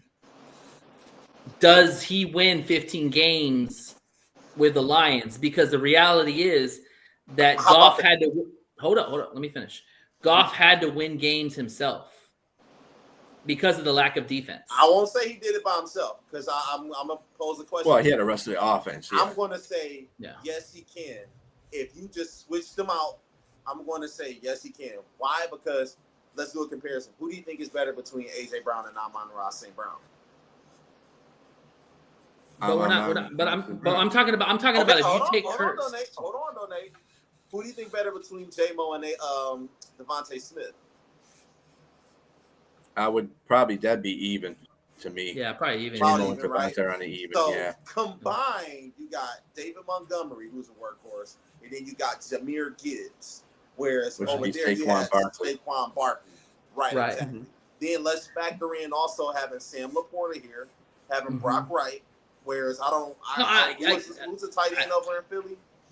Dallas Goedert. Is it Dallas Goedert still? Yeah, Dallas Goedert when he's healthy, and he wasn't healthy all last season. But here's and I get where you're getting with this, Jay. But this is what I'm trying to say is that when you look at the situation between Goff and Hurts, Goff had to win games with his arm. When has Jalen Hurts really had to win games with his arm? I mean, me and B were talking. Yeah, me and B. My bad. Go ahead. Right, but me and B were talking about this when you had to deal with whatever smoke thing you're going on. The thing is that when Hurts is on schedule, he's fine because he can make the short passes, he can do the tush push, he's effective. Mm-hmm. When Hurts is in long down and distance, like 7 and higher yards, he's terrible because he's not a good thrower from the pocket in those situations. You think Jared Goff could get out of those situations? Hell yeah, he can. He can sling it anywhere in the field. I don't know, man. I don't know. I don't want to downplay Jared Goff because Jared Goff is our guy and he's really good. But if you switch the situations, like the 15 games was an anomaly, and I don't really think it means much. Why? Because we played a bad AFC. Was it South? We played a bad AFC South with the Jaguars, with the Titans, with all the Colts and everything. And who did the Eagles play? The Eagles played a shit schedule themselves. No, they played some good teams. They even beat Baltimore. So did we. We beat good teams. We had no. Yeah, but then they played the NFC South. Yeah. So that tells you everything right there. And they lost to Tampa Bay, and they lost to Atlanta. Yeah. We played the NFC South the year before and swept them. I agree. But, I think that our schedule was a little bit easier than, Who cares? But, I mean, really what I'm trying to say is, all in all, is that the 15 games was an anomaly. Why? Because it didn't really result in anything. And with us winning 15 games. But the 15 games is irrelevant. But what I'm saying is, Goff had to win us some games with his arm. Whereas I think Hurts hasn't done that. 12, 13 games last season. On the back of Saquon Barkley and the defense. I won't say it's all because of Saquon. It was a good part of Saquon, but I ain't gonna say it's all. It's a damn good part of it. And yeah, of course. Your running back went for 2,000 yards. I'm gonna put it to you this way, Jay. Watch Hurts against Tampa Bay. Mm-hmm. Both years they played him, including the playoffs, and then watch him against Atlanta too. They had a chance to beat Atlanta in that game, and Jalen Hurts did not get it done because he had the ball just before Kirk Cousins did. This is where this is what I'm telling you. Y'all want to bag on Kirk Cousins. Kirk Cousins won that game. Okay. He was slinging the rock in that game. We also played like ass in the beginning of that game, too. Yeah, but hey, they won it. No, I agree. That was one of his best games of the season. I will agree with you. But the thing is, like I said, with Hurts. Yeah, you tripping, bro. Yeah, no, hell no. Not even close. He's a San But- Francisco guy. Yeah, it's all good. But the thing is, like, it's not a knock against Hurts that his game is not needed as much as you're asking other quarterbacks like a Joe Burrow, a Jared Goff, a Josh Allen to do, a Lamar Jackson. He's just on a stacked roster. He was like that with Alabama. So You look at Alabama's team; he was damn good. I'm surprised he got Jared Goff benched. is on the stack roster too. I mean, one of the, I'd say, 2 to 3 best rosters in the league. Okay, Right now. That- Who's that? Heads and shoulders. Jared Jared Goff. Goff. For Cal? No. not No. Cal, but you talk about his. No. But the But thing you, is, you said about yeah, Hey, and just remember, I know it's not about wins or losses or who you play, but remember, Patrick Mahomes hasn't beaten Goff ever. Yep. You're right. Absolutely. and okay, Now I know they don't play. They don't play defense against each other or anything like that, and it's based on their teams. But you got to think about that. It's weird. It's weird. It's a weird. Kinda. I think at times when I see Jalen Hurts, I see Cam Newton, and I thought the same thing with Cam Newton. That is so true right there. Yeah, Cam Newton was a guy who you didn't ask him to do a lot because he was a big motherfucker who could run 7-8 yards on to first down, and he could throw it downfield like 80 yards. Cam Newton, was but he could have hit the easy passes. He couldn't hit the touch passes. Like when he was on script, he was damn good. When he was off script, he was fucking terrible. MVP, and he was a Super Bowl. He should have hopped Yeah, on that. just I don't watch care what the nobody Denver thinks. game, how they shut his ass down. All right, Steve-O. Now you're being ridiculous. Goff is not like Come Jimmy on, G. man. Come Not on, even dude. close. Get out of here. Haters Way better in there. All right. stats. He does better with his football team than Jimmy G does. Come on, Jimmy G. The only reason why Jimmy G was as successful because you had a hell of an offense and an offensive line with San Francisco and a really good defense. Yeah, if that's the case, then Jimmy G would have gone number 1 overall in the draft. Like, Goff has talent. People need to stop with this. Absolutely. He sucks. He's not Anybody talented. who He went argues number that- 1 for a freaking Anybody reason. who argues that Jared Goff has talent. If you watch Cal, when he was at Cal, the guy was how do slinging you darts even everywhere. fix your mouth to say those words? Unless you're trolling, you can troll. That's fine. But how do you even fix your mouth to say Jared Goff is like Jimmy G? Come on, man. All right. Come on, man. Let me get to my list because we're getting ready to wrap the show up soon. All right, so mine, I'm basing it just right now. I don't care about what the past is. I'm basing it right smack dab right now. Who I feel is the best. Okay. So number 1, monkey's gonna smile. Josh Allen. Listen, Josh Allen is an anomaly. You've never seen a guy with that kind of speed, that kind of size, that kind of arm strength, that toughness, whatever you want to say about him, any accolade. He is the best quarterback in the NFL right now, period. I'm not basing it on championships. I'm not basing it on wins or whatever. I am basing it purely right now. He is the best quarterback in the NFL, in my opinion, hands down. Second, Patrick Mahomes speaks for itself. Guy's got multiple championships. He struggled lately because his weapons are not as good. I think he'll have a bounce back year this year. He's got Andy Reid still. I think it's a huge him and have a good marriage together. So he's still number 2 in my opinion. I just take Josh Allen over Patrick just from the pure stance of athleticism and skill. Like Josh Allen could rip the ball from 90 yards on the field. Patrick has to have certain things have to happen in order for that to be done. You know what I'm saying? I just like Josh Allen as a specimen. That's just me. Okay. Number 3, Lamar Jackson. Lamar Jackson, 2-time MVP. I don't know if he'll ever win a Super Bowl. I'll be honest with you. I don't know if he'll ever win, but he's going to go down as one of the best quarterbacks to play in the game. 6,000 yards rushing. He's been a better passer. He's electrifying. There is no defense to stopping Lamar Jackson. I don't care what anybody says. You pray that he trips and falls, but there's no stopping him. When he gets going, he's gone. Yeah, but even the pocket, he can either beat you with the deep ball or he could beat you with his leg. So, I mean, that's probably the best way to try to beat him, but it's not always effective. So, you got some really good pass rushers. All right, number 4, Joe Burrow. I like Joe Burrow a lot. I think Joe Burrow is a quarterback that a lot of people don't give a lot of credit to because of the team he's on. Unfortunately, I think Joe Burrow's becoming Matt Stafford when he was in Detroit. Really good quarterback, a lot of talent, just bad roster. And I don't know if he's gonna win a Super Bowl himself. But he's gonna go down as one of the best statistical quarterbacks because the guy's got all talent up the wazoo. But he just has no defense. His best two players are receivers. It's just like Matt Stafford. Like when Matt Stafford had Calvin. That was it. He had no defense. He had no running game. That's Joe Burrow right now. He's trajecting that path. So, but I still love his talent. I think he's a hell of a quarterback. Number 5, Matt Stafford. Listen, Matt Stafford is ahead of Jared Goff because he has a ring. That's it. I put Matt Stafford ahead of him because of the ring.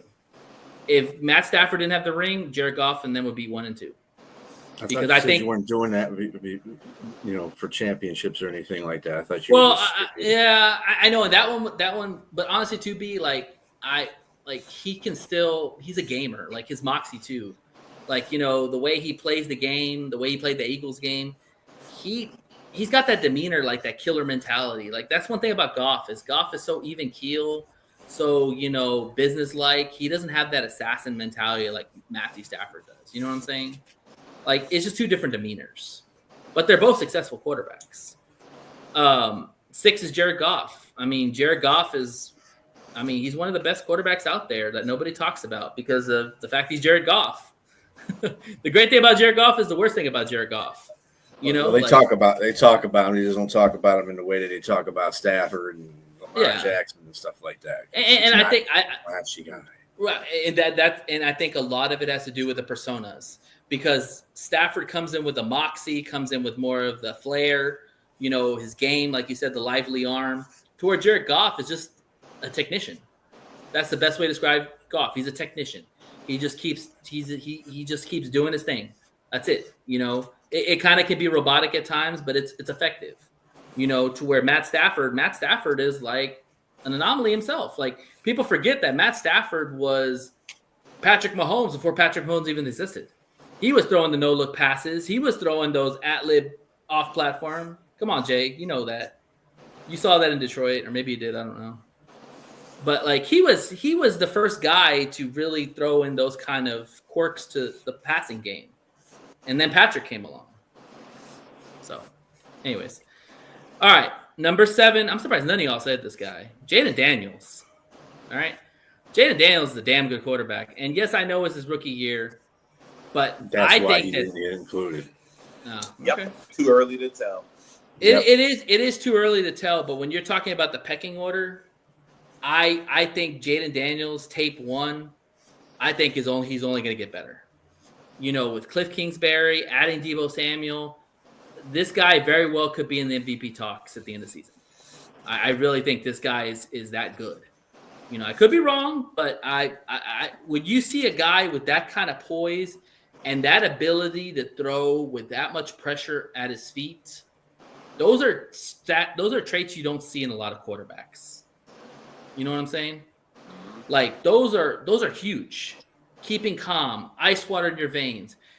When the pressure's coming, hey, I can beat you. Those are huge. And I think he's on that trajectory. So we'll see. 8, Jalen Hurts. Listen, I like Jalen Hurts. I think he's a good quarterback. I just think that he's a prospect of a really, really good roster and a really good offensive line.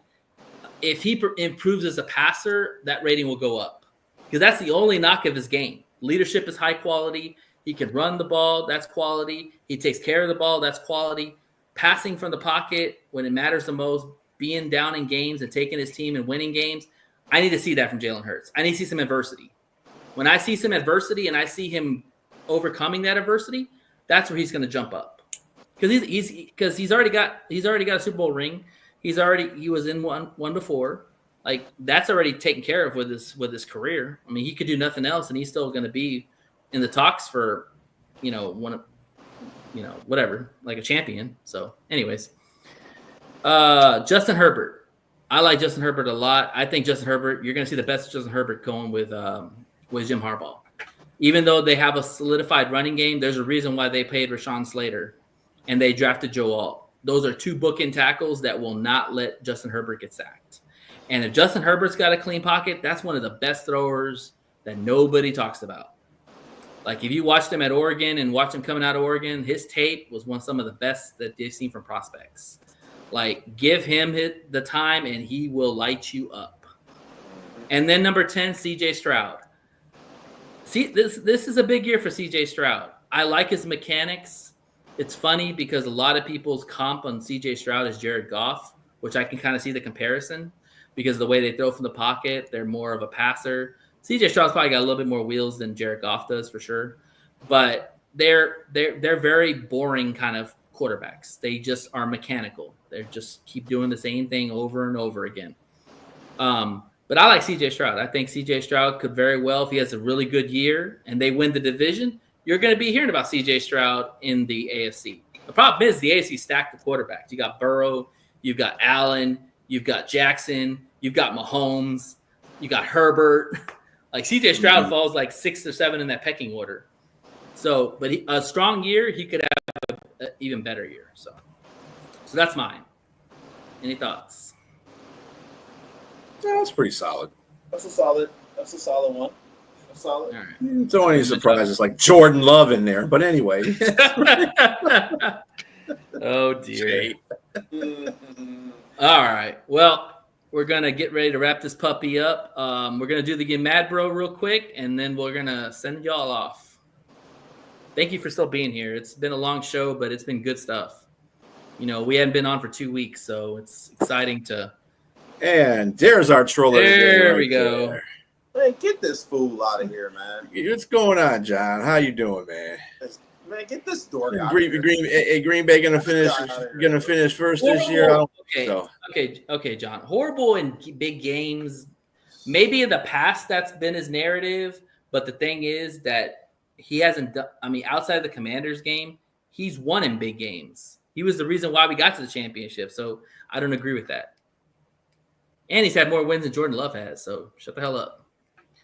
And it wasn't Goff's fault that they lost that. No, Goff played really well. That was Gibbs fumbling the ball. That ball hitting the face mask off of Vildor. Like, come on. Purdy played a good game in that one. But Yeah, Purdy.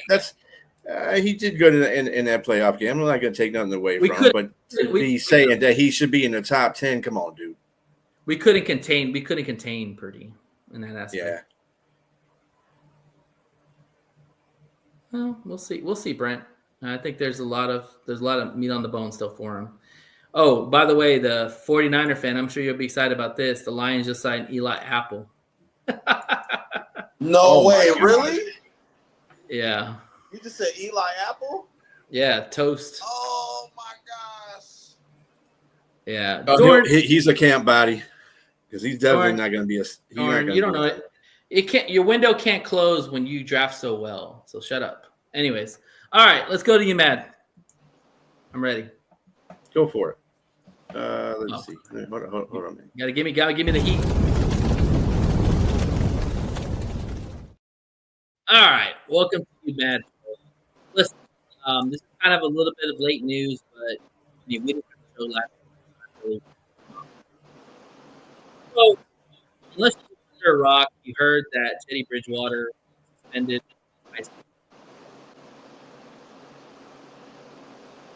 And you know, the one thing I love about sports, and one thing I hate about sports is that you don't always get the full story. So when I heard Teddy Bridgewater got suspended for illegal benefits or whatever the hell they want to call it, I was like, come on, Teddy. And then I read more into it. And dude, Teddy was spending his own money to buy them equipment, to buy them meals, all this other stuff. And I'm like, come on, man. Like, are you fucking serious? Like, as a school organization, for a guy to spend his own hard-earned money for these kids to give them a better life, and you suspend him? What the fuck? Come on, man. You can't be doing that crap, man. I mean, what kind of message are you sending for people that actually help other people out? You know, and I get it. It's a rule. You can't give benefits or whatever the hell it is. That's so wrong, man. Teddy Bridgewater, out of the goodness of his heart, was giving these kids opportunity and making them feel better. We don't know where these kids came from. They could have came from broken families or difficult situations. And this might have been the best thing that Teddy could have gave him. And the fact that you suspend him, come on, man. And he gave you a championship?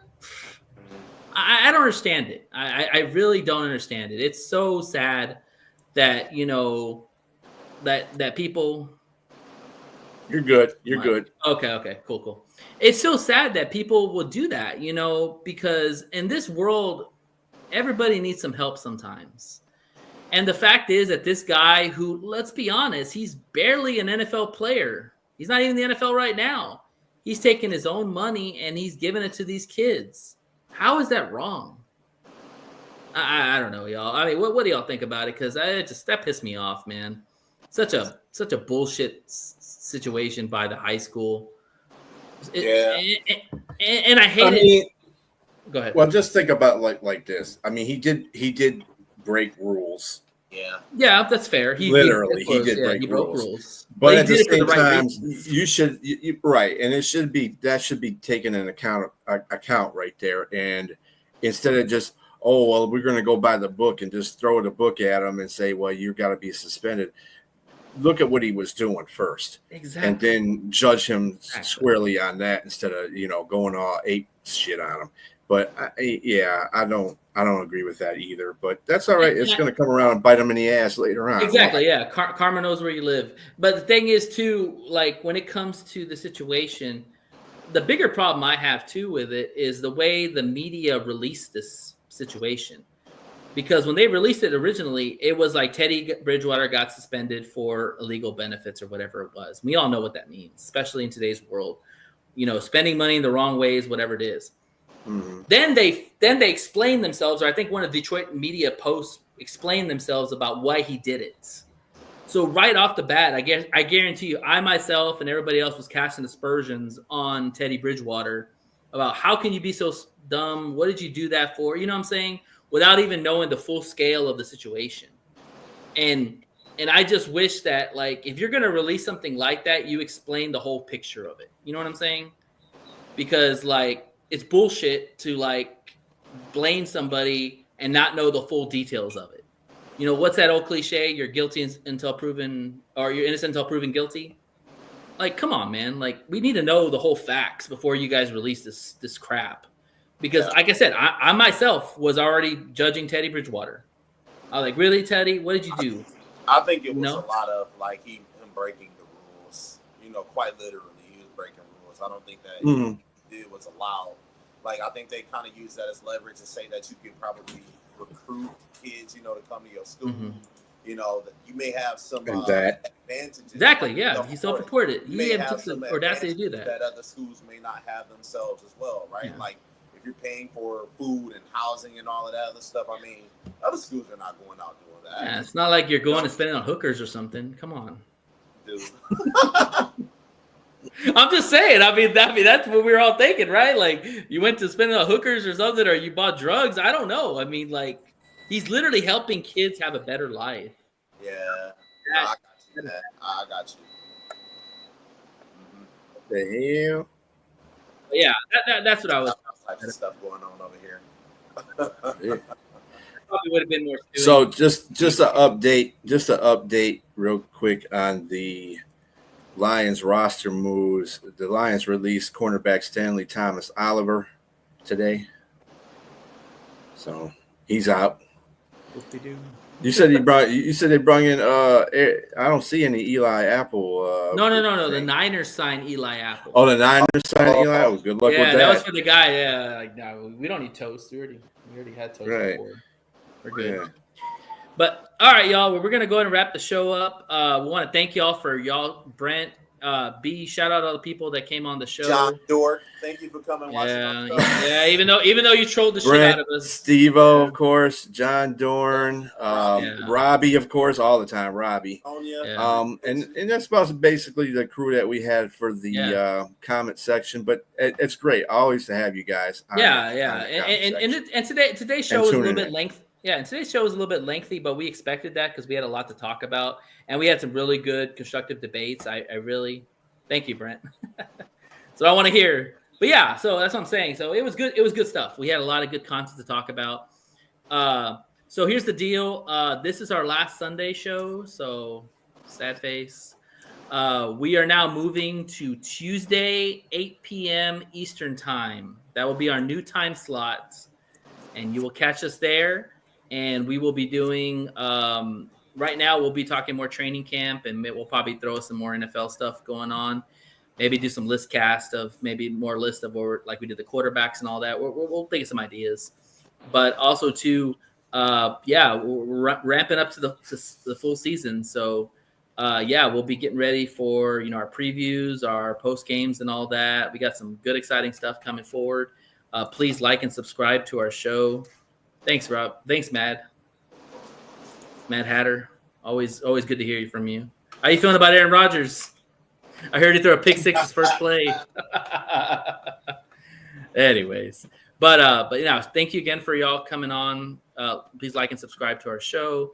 Any final thoughts, y'all, before we wrap this puppy up? Just remember, we're gonna have people on the show in the next couple, next coming up month, training camp time, and yes, if you're a Lions fan, or an NFL fan, and you want to hop on and chat with us and banter with us, please, we welcome. This is to be the best time to come on and just enjoy it with us. We welcome anybody and anybody. Well, but yeah, we welcome most people. Just don't be a troller. That's all I got to say. Just be respectful. If you want to come with points, yeah. come with points. Yeah, Mm-hmm. we don't need those just trollers all the Yes. time. Anyways, Right. Agreed. But all right, y'all. We're wrapping up the show. No, it's Rodgers, so we'll see. Probably hit some of the ayahuasca. But anyways, as always, fuck the Packers, fuck the Bears, fuck the Vikings. This is the One Ass Cheek and Three Toes show signing off. Y'all have yourself a blessed evening. Peace. We will see y'all August 5th, 8 p.m. on Tuesday. Be Am I there, right? be square. Yep, you got it. Hello. EST.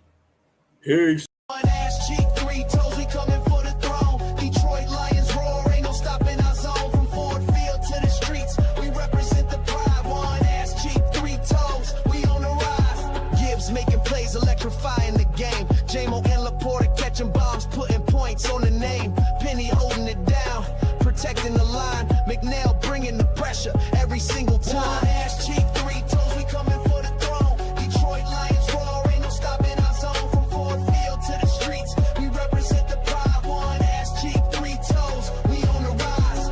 We ain't backing down, ain't no fear in our eyes. We hungry for that win, we reaching for the skies. Detroit Lions forever, that's the battle cry. One ass cheek, 3 toes to the day we die.